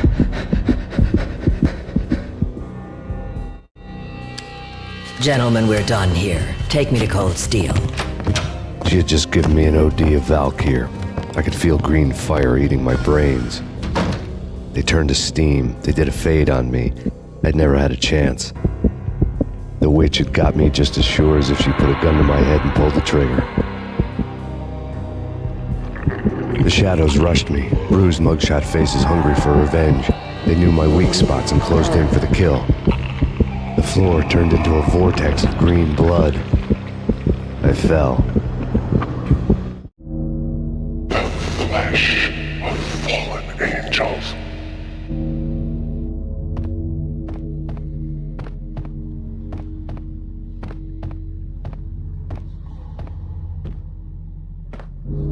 Who's there?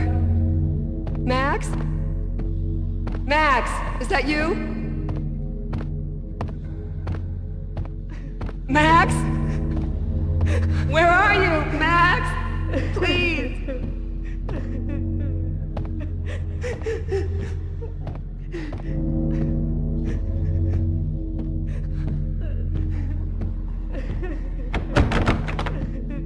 No, please, Max, no. I'm sorry. Please don't, Max,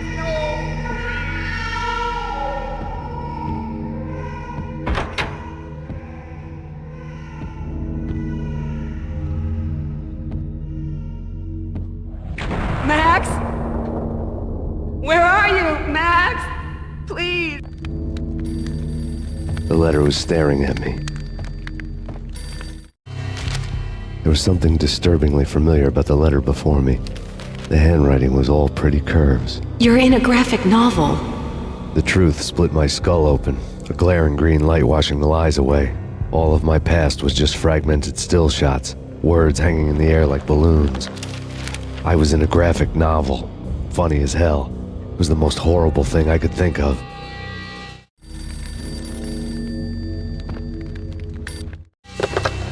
Bartender is shiny stuff and dreams are made of stooped necromancers.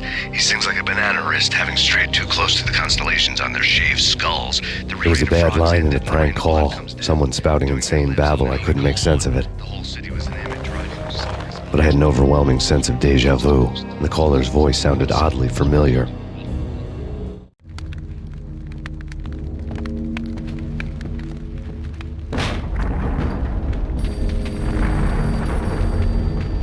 The weird piece of paper looked dangerous. There was something disturbingly familiar about the letter before me. The handwriting was all pretty curves. You're in a computer game, Max. The truth was a burning green crack through my brain, weapon statistics hanging in the air, glimpsed out of the corner of my eye, endless repetition of the act of shooting, time slowing down to show off my moves, the paranoid feel of someone controlling my every step. I was in a computer game. Funny as hell, it was the most horrible thing I could think of.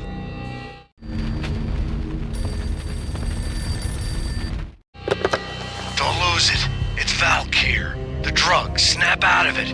Try to remember. It was a bad line in a prank call, someone spouting insane babble. I couldn't make sense of it. But I had an overwhelming sense of deja vu, and the caller's voice sounded oddly familiar.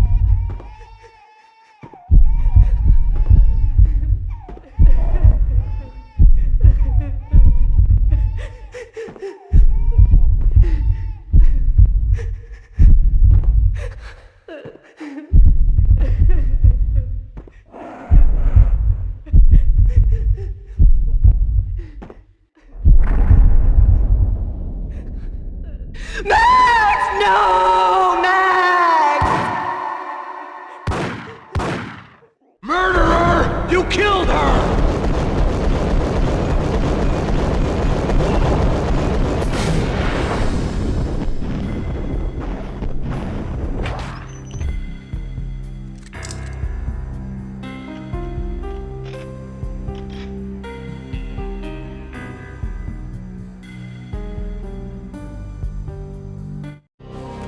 Max, something happened at the office today. A strange memo. Something about Vikings. Honey, I gotta run. You can tell me all about it this evening. Have a nice day, darling. The bullet holes were rubies on her chest, blood glowing on her ivory skin. She was so beautiful. The killer was smiling. The flesh of fallen angels. Slowly, the green nightmare faded, leaving dark stains on my soul that would never come off. I felt like flatlining. I was all shook up.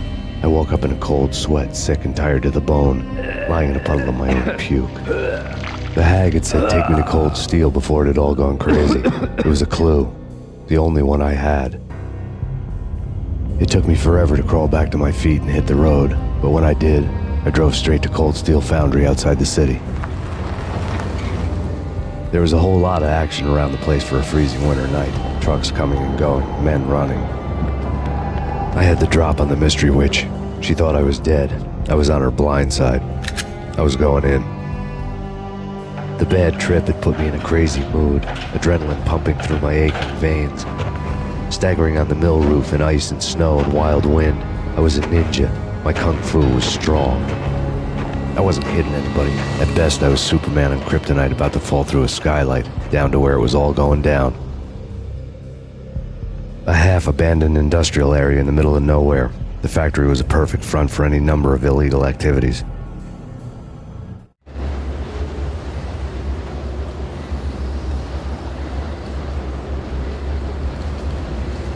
In the belly of the plant, molten metal boiled and bubbled like a witch's brew.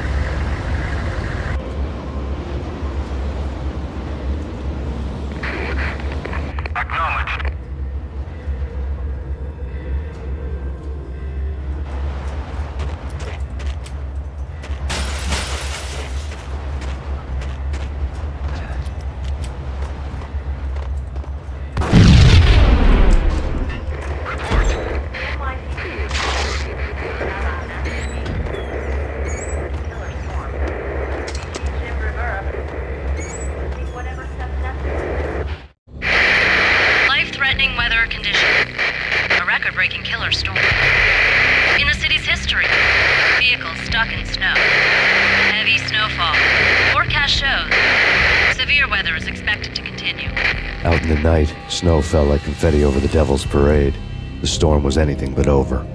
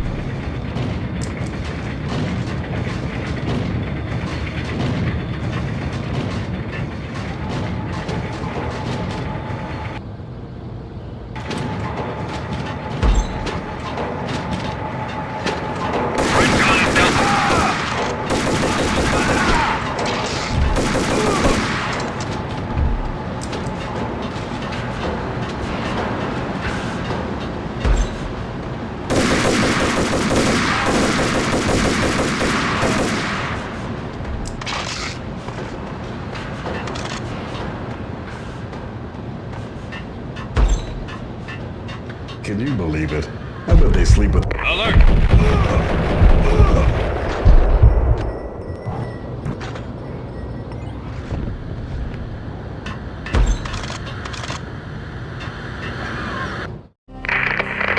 Perimeter breached. The facility has been compromised. Repeat, the Deep Six has been compromised. Initiate Operation Deadeye. The walkie-talkie military lingo could mean only one thing. They were getting ready to destroy the evidence and vanish into the night. I was so close. The hidden truths were just around the corner.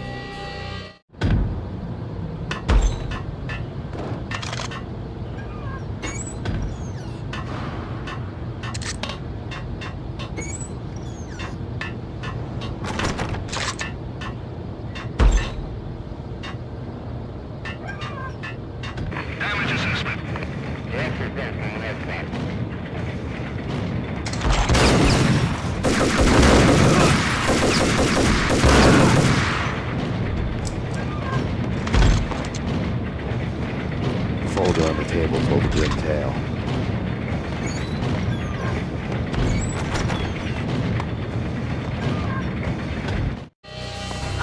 The mercenaries were running a tight operation, paperwork and all. Merchandise missing again. A chemist had tried to smuggle it out for his own private party. Locked him up in cell B7 in D6's old test facility to wait for proper processing. I was close enough to hear the secrets, just beyond the next doorway.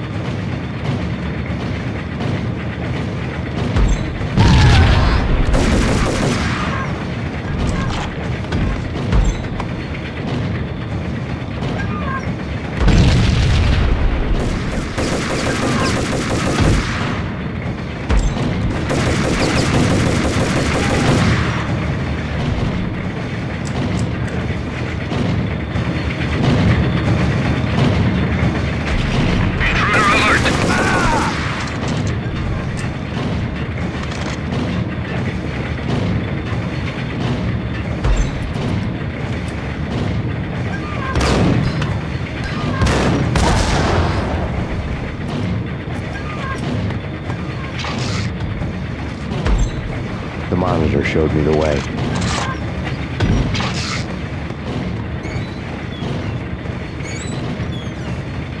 Processing diagrams filled the control room screens, all but one. An elevator titled D6 on one of the screens, somewhere onwards, past rows of ovens, in the core of the plant.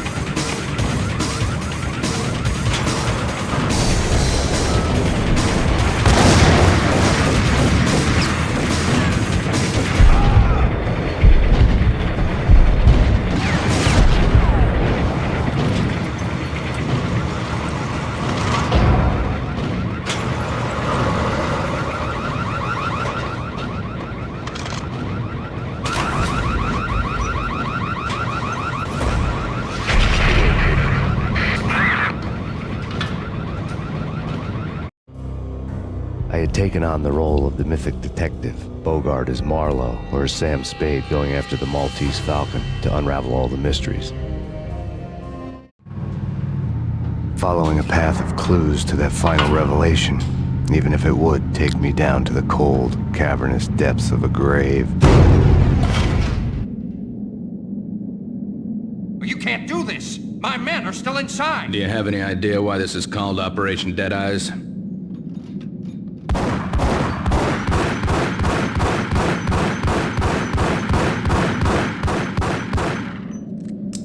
I think he's dead already. Let's do it.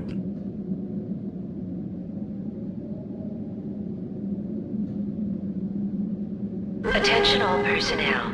The self-destruction sequence has been initiated. Evacuate the complex We've got immediately. company. Repeat. The self-destruction sequence has been initiated. Proceed to the nearest exit immediately. I had seen the logo on the floor before. There was an old army bunker under the steel mill. I knew the military plaque on the floor. I had seen 1,000 variations of the insignia on crumbling brick walls everywhere in the city. The sword replaced by a syringe.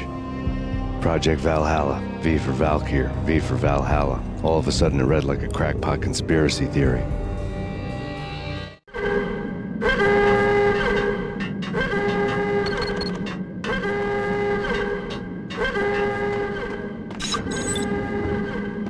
Abort! Abort! The self-destruction sequence has been initiated!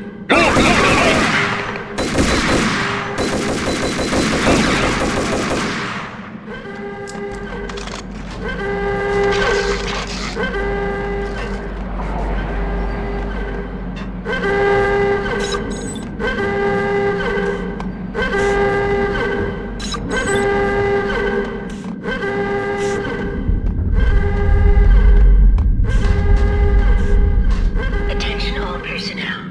The self-destruction sequence has been initiated. Proceed to the nearest exit immediately.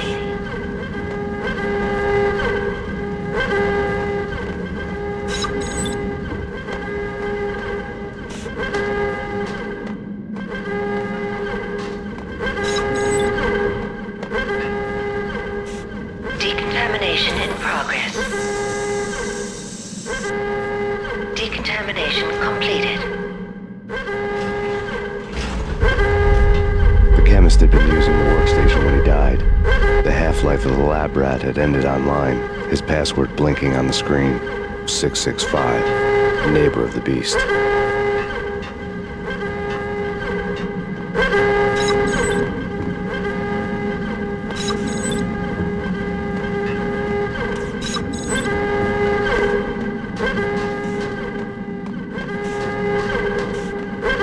Attention all personnel. The self-destruction sequence has been initiated. Proceed to the nearest exit immediately.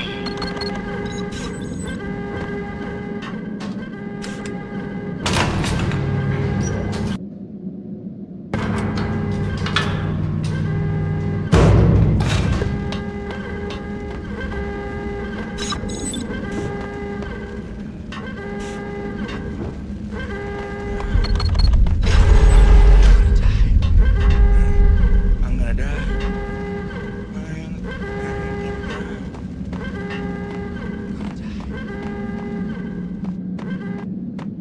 Hey, in here! Hey, get me out of here! I'm innocent. They're. Thanks. I thought I was gonna die in there for sure. I need you to get me through the decontamination chamber airlock. You're crazy! No way! The place is blowing up, for Christ's sakes! Either that or back to the cell. Your choice. Okay, I'll do it. I'll do it. Attention all personnel. The self-destruction sequence has been initiated. Proceed to the nearest exit immediately.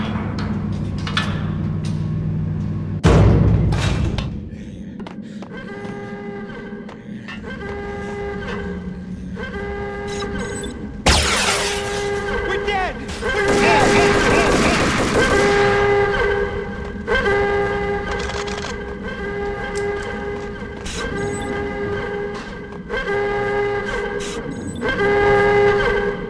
Get in! I'll punch you through! Decontamination in You did a bad progress. thing. Bad. Decontamination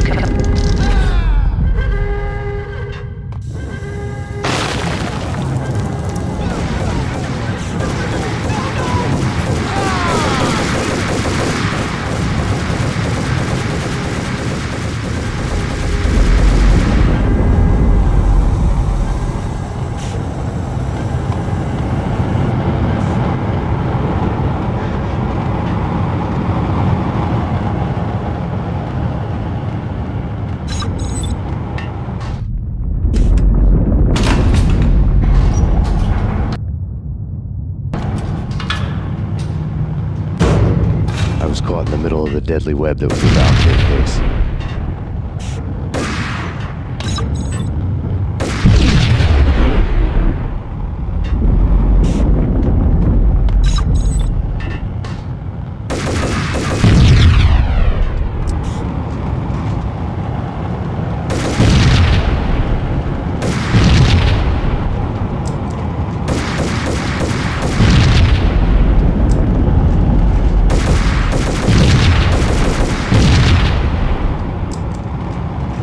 One of the lab terminals had the project logo on the screen.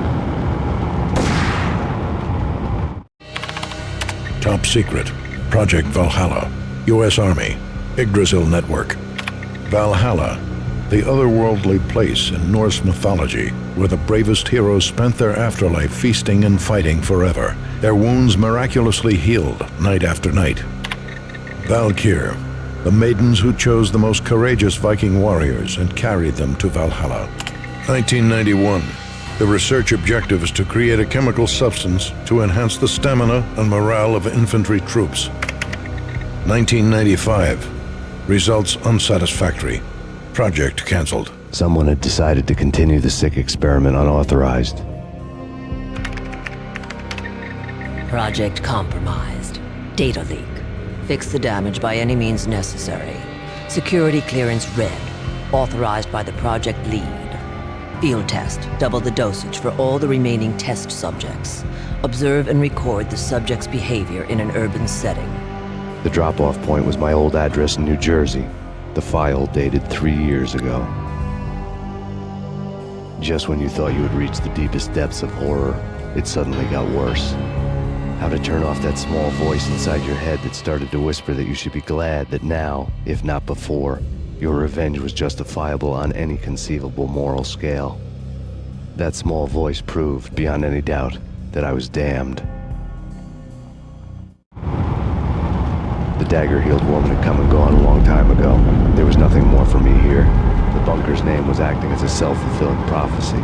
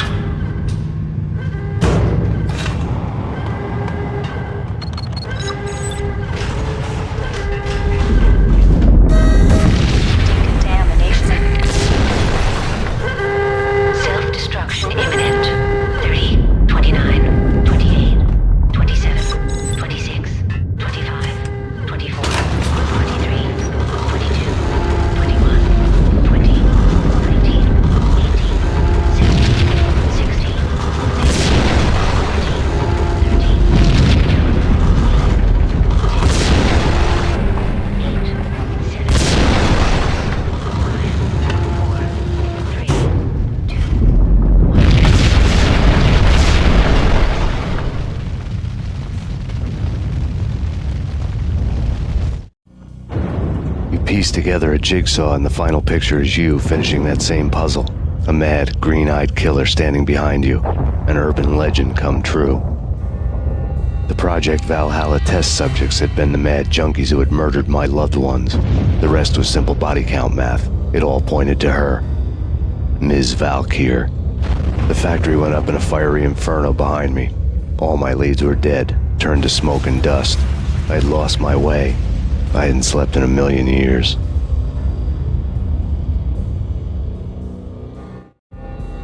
I felt thin as death. I've been living on an endless supply of week-old donuts. They were fuel for this crazy furnace inside my head. I couldn't remember when I had last seen the sun. I was on a permanent graveyard shift. When the darkness fell, New York City became something else, any old Sinatra song notwithstanding. Bad things happened in the night. On the streets of that other city, Noir, York City. I was in an all-night diner, downing cup after cup of coffee that tasted like engine oil, when a new message from BB got me back on the killer track. What the hell happened at Roscoe Street? Maxie, I'm going out on a limb here. We need to talk this through, come up with a plan. 2:30 a.m., the Choir Communications Garage. The more I thought about Alex's murder and the frame-up, the more it felt like an inside job. I should have seen it coming. Beebe had sold me out, and now he wanted to finish what he'd started. The garage was dead. Beebe showed up in his tailor-made suit, gold watch, and cufflinks to match, all way beyond a cop's pay. Maxie. Oozing suave charm, he was guilty as hell. What the hell does BB stand for anyway? Backstabbing bastard? Come on, don't be like that. Have a cigar. I don't smoke. Maxie, you have no idea how big this is. It's huge. You have no idea. I think I do. You're a bribe-taking bent cop who sold out his partner. Those mobsters in the subway were a dead giveaway. Hard to miss. Bet it was exactly like this with Alex. Up close and personal. You can't win this one, Max. No, but I can make damn sure none of you do either. BB turned out to be another cardboard cutout bad guy.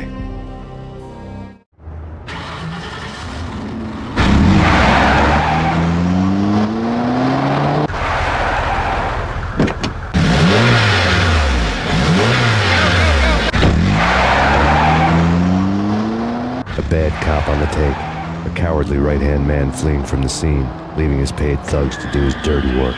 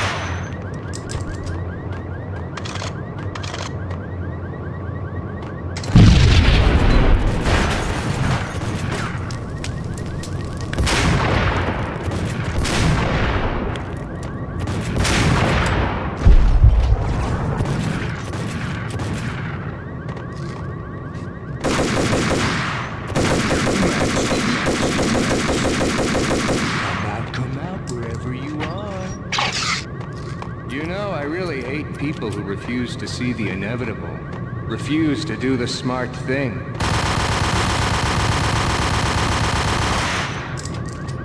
No, I must do the right thing.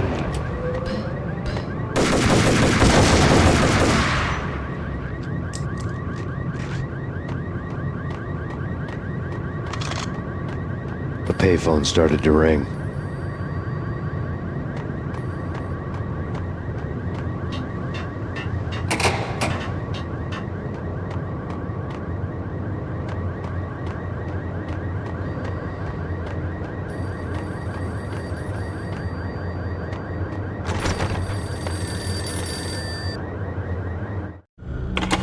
Yeah.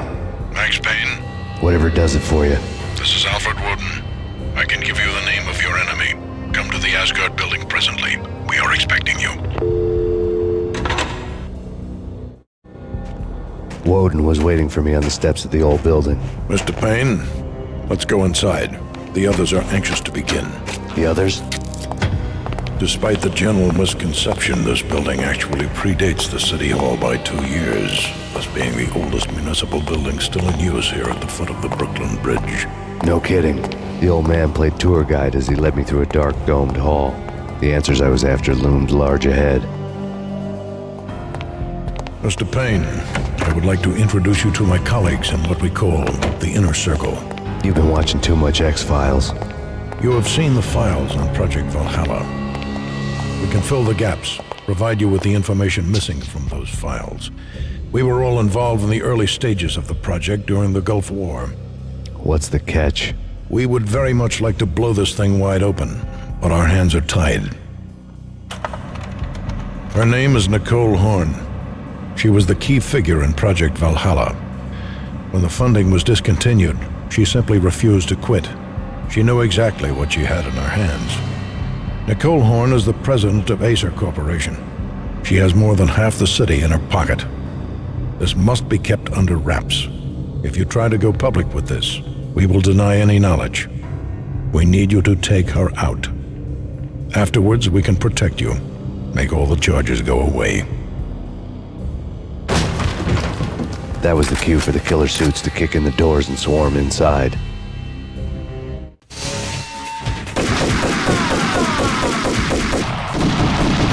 It was an impressive floor show, but I decided to leave early anyway. It was only a one-story fall. Locked in.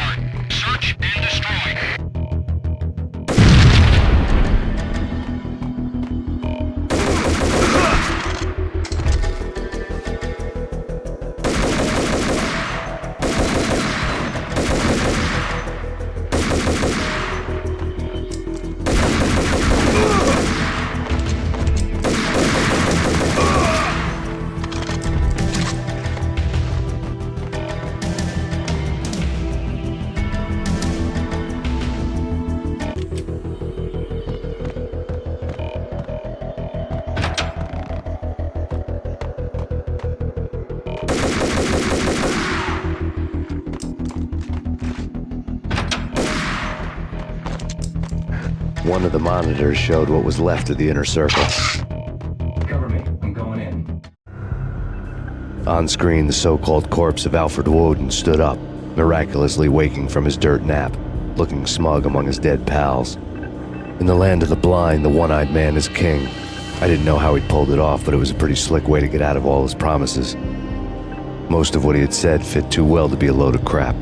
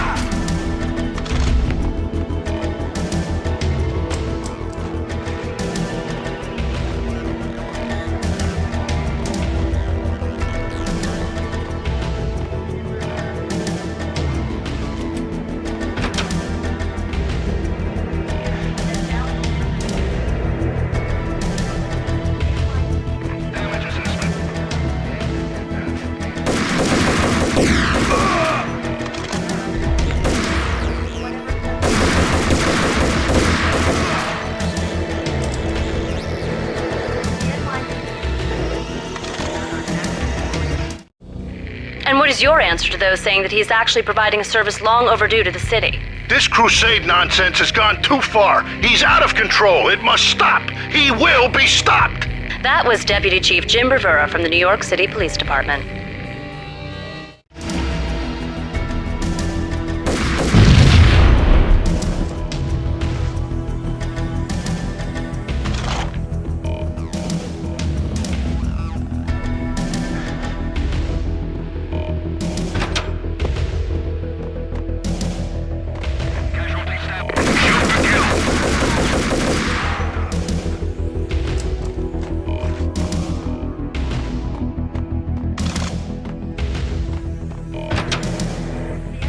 A videotape lay on the desk.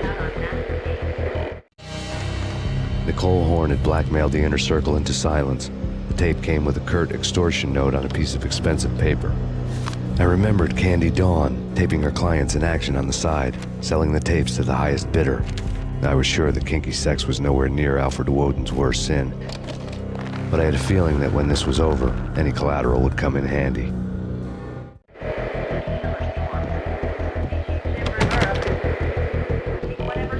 Woden had left me a present. Woden had taken care of my mission preps with military precision. The critical areas in the Acer Corporation headquarters blueprints were circled in red. The president's office was at the top of the building, right below her penthouse suite. The elevators were controlled by a security computer, part of the mainframe located underground below the building. The high-rise was sealed as tight as a sci-fi fortress.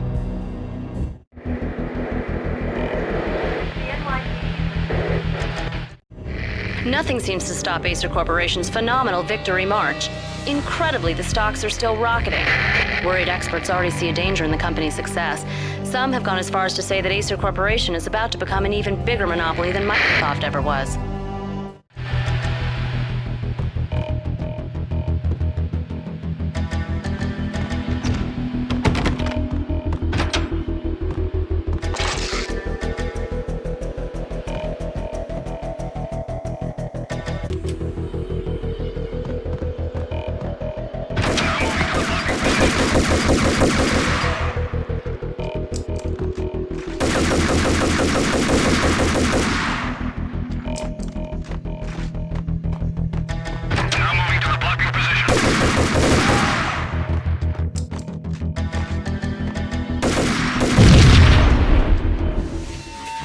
Go!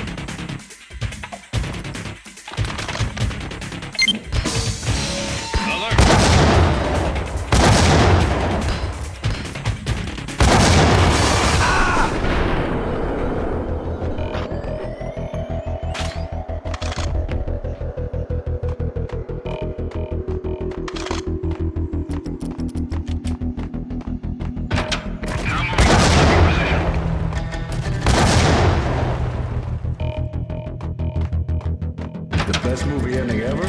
Gotta be Butch Cassidy and the Sun. What the?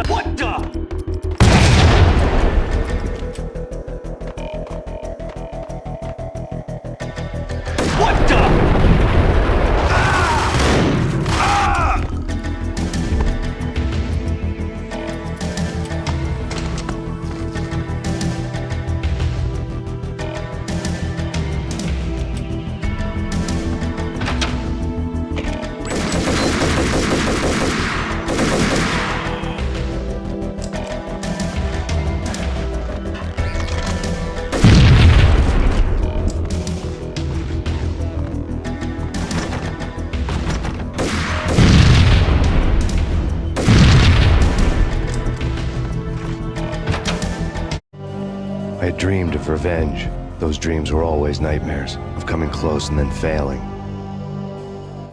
Now I was close. I had a name to guide me, Nicole Horn.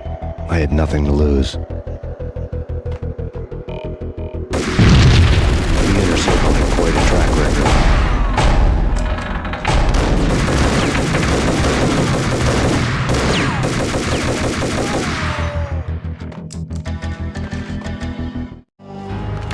Project Valhalla had not been the only thing the Inner Circle had been involved in. There were rows of cabinets full of files. The Serpentine Secret Society went back a long way, always pulling strings from the shadows. I couldn't say I was sorry. Woden's move in some Byzantine power game had cut the Circle's membership roster to 1. The old man wanted me on cleanup duty. It was my mess, too.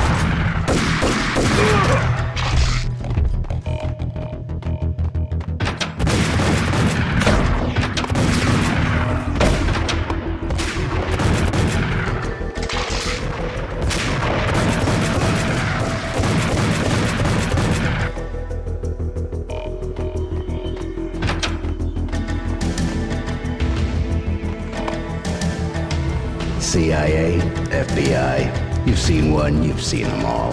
Sure, good for a practice run. But this, for her, oh, this is the real thing.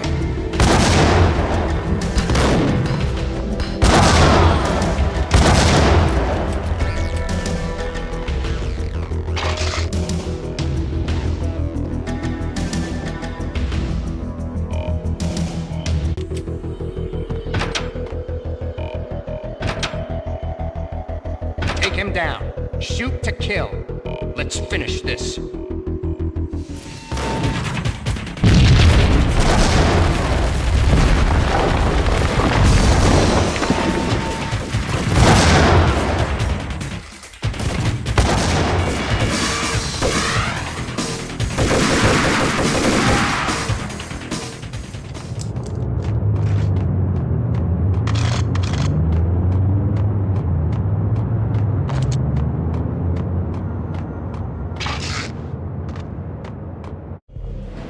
Mine wasn't the most original approach to the problem.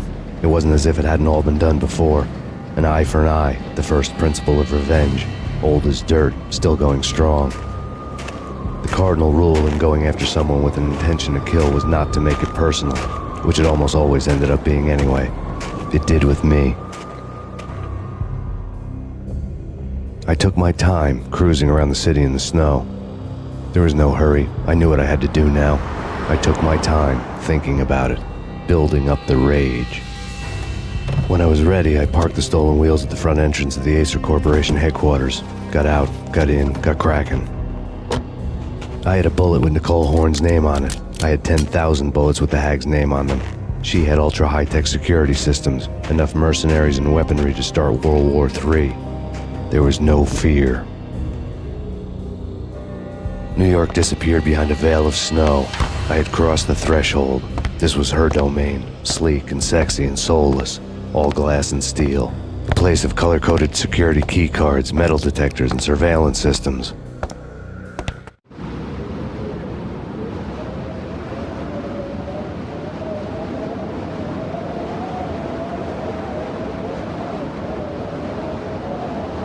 Colder than a walk-in fridge. Cold as a gun.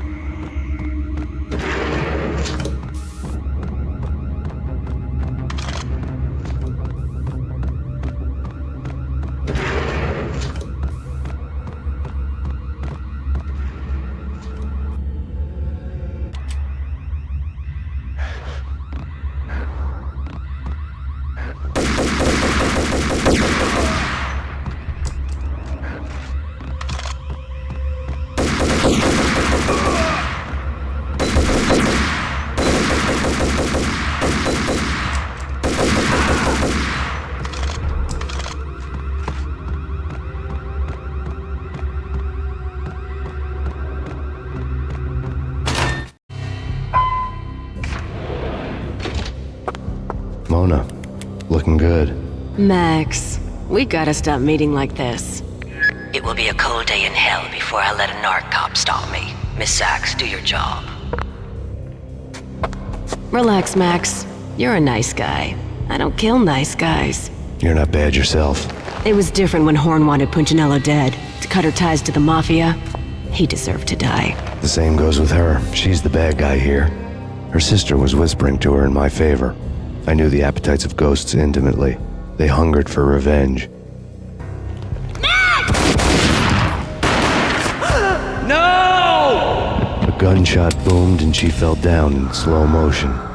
She was a nice girl, not really a stone-cold killer. And now she was stone-cold dead. Like religious fanatics or loyal samurai, Horn's private army was coming at me. Contact.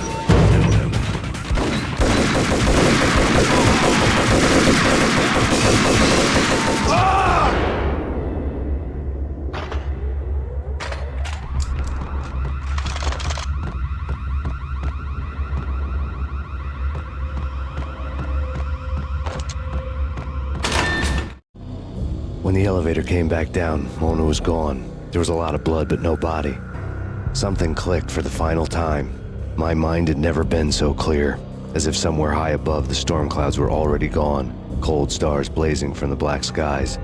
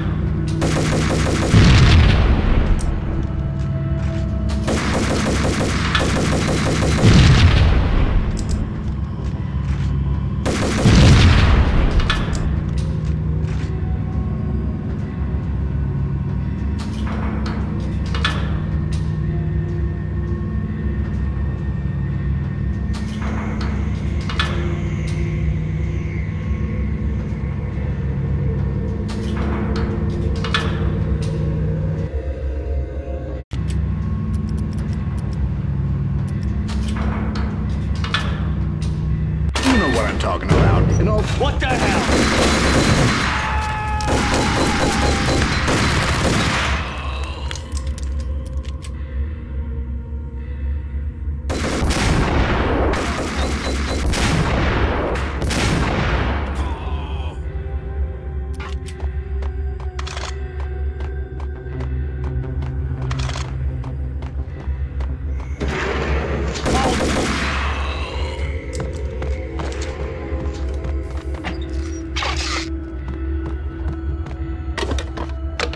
I had elevator access to the mainframe. From there, I'd be able to override the security locks and get to her office.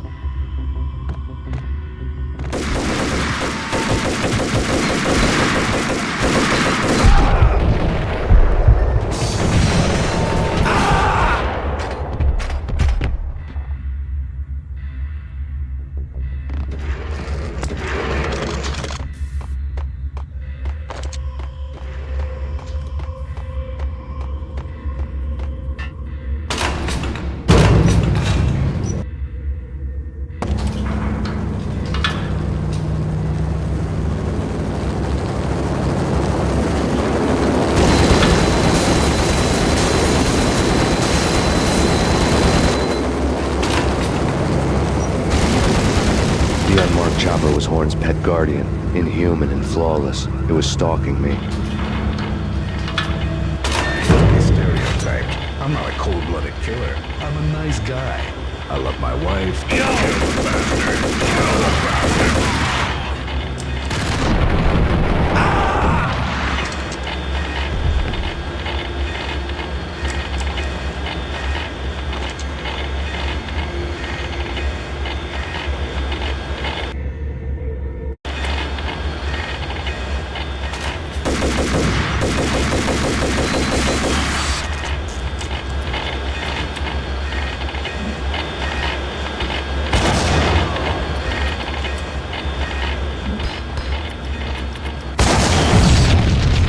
Horn's locks were now offline. All bets were off. The elevator would take me all the way up.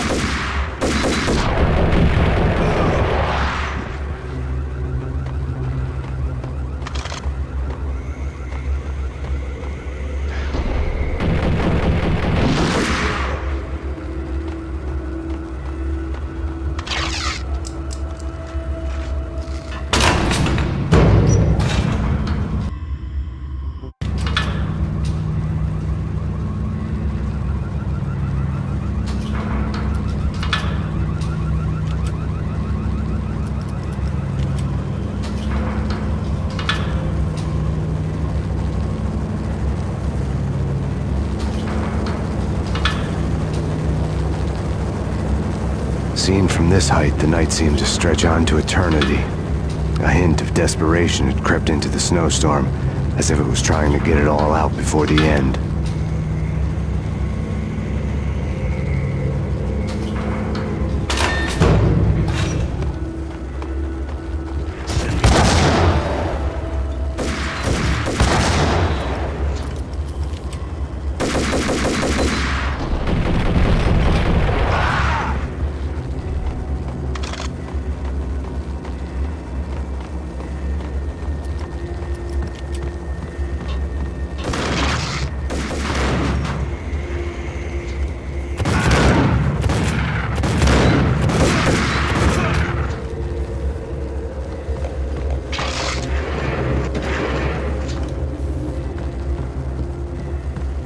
Horn's personal computer was on.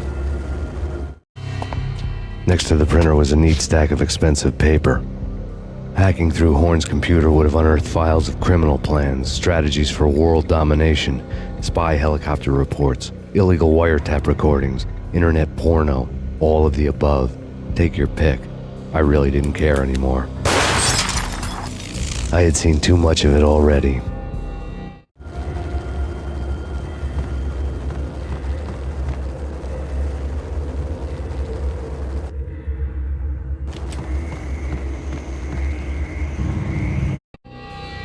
Valkyr had been meant to be a white-winged maiden that would lift you to a warrior's heaven, but it turned out to be a one-way demon ride to hell.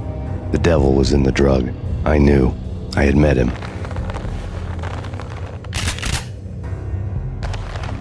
And now I was gonna kill her, the queen of the underworld who had tried to lift herself a bit closer to heaven with her drug money. No begging, no bribes. She knew better. Honor among killers. We who were about to die. Both of us knew how this would end, in pain and suffering. All this because your wife stuck her nose into things that were none of her business. The cops were coming to take me away. The sirens were like a bad conscience I couldn't shake. It's ridiculous you've made it this far. You won't be alive when they get here. Stop him!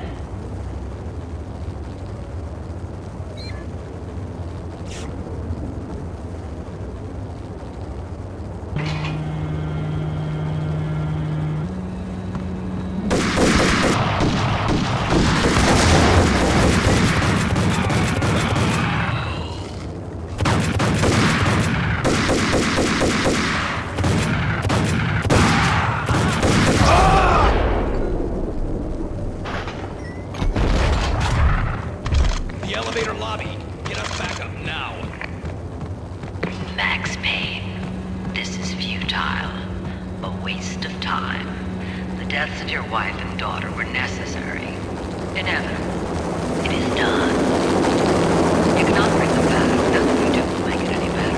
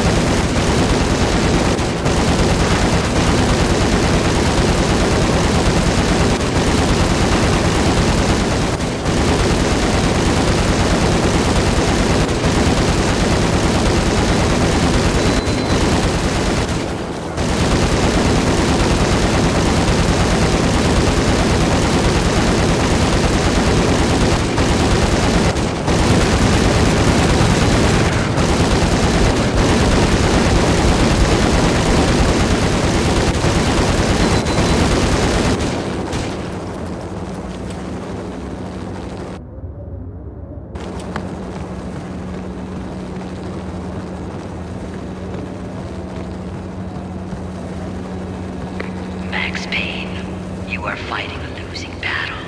You cannot survive this. You will die. Stop fighting. Make it easy for yourself. Accept your fate. You will die here.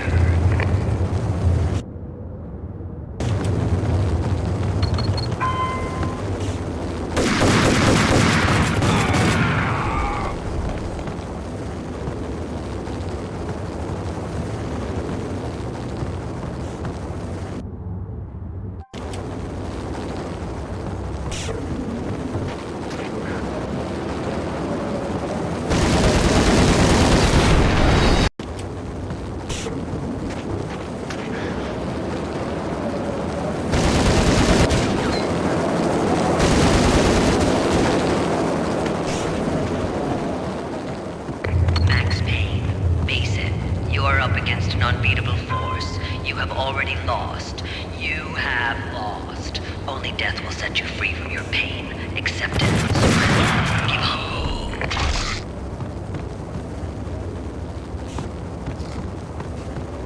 We have him in the North Lounge. Send us assistance.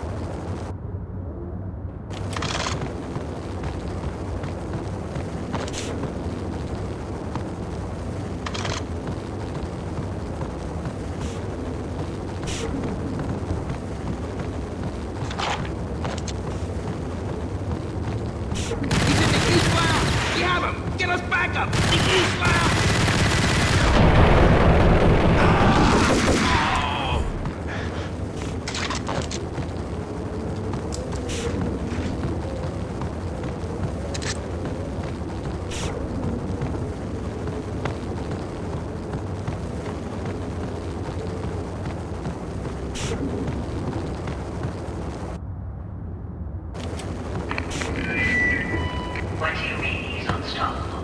You are superior to him in every way that counts. You are better trained, better equipped. You outnumber him.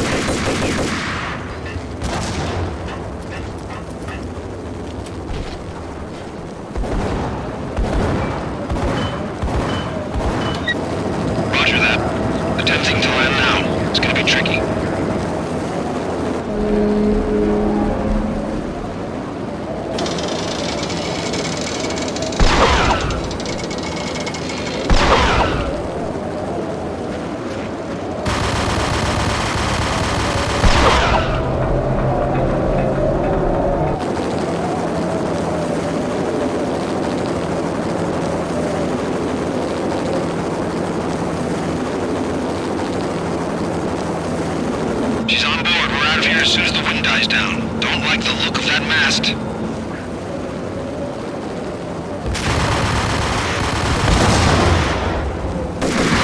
Lift off in 1 minute.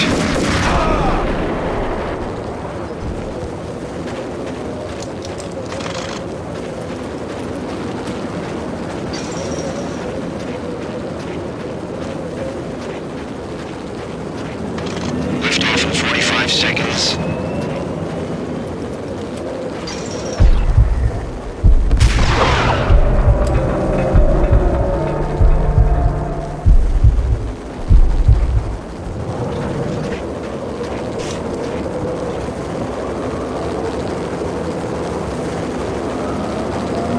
Seconds to lift off.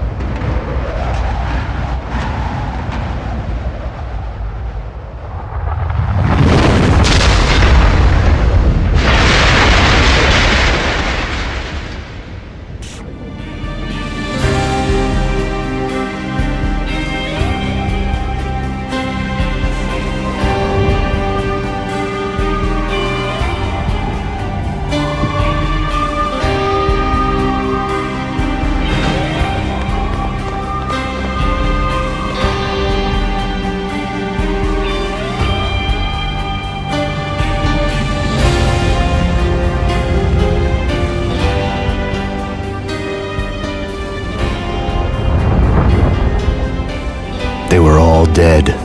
The final gunshot was an exclamation mark to everything that had led to this point. I released my finger from the trigger. And then it was all over. The storm seemed to lose its frenzy. The ragged clouds gave way to the stars above. Max Payne, this is Deputy Chief Jim Bravura from the NYPD. We've got the building surrounded. Throw down your weapons and lie down with your hands behind your head. A bit closer to heaven.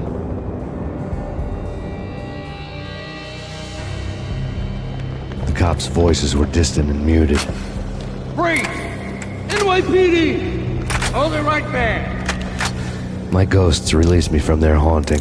Down below, New York City glittered like diamonds on black velvet. You gave us one hell of a ride. Take him down to Central Booking. You heard the man. Woden was there in the crowd, standing by the sidelines. It wouldn't be over till the man with the patch would say so. He'd say the right words. I knew he would. He'd better.